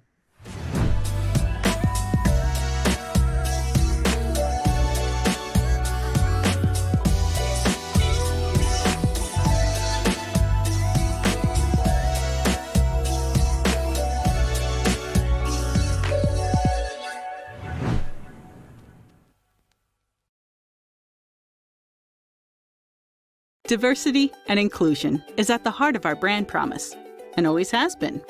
And more, we're seeing diversity among our suppliers. That's because the Coca-Cola Company is committed to being a world-class leader in supplier diversity. Diverse suppliers include businesses that are owned by minorities, women, disabled veterans, and people who identify as LGBTQA. Diverse suppliers may also include certain categories of small businesses. As a company with huge buying power, we can make a positive economic impact on the value chain of diverse businesses. It's a profitable business strategy. It drives innovation. It leads to healthy competition between our vendors, and it opens up new supply channels for the company. So, to add value to our business, we're committed to empowering those businesses that best represent the consumer base of tomorrow.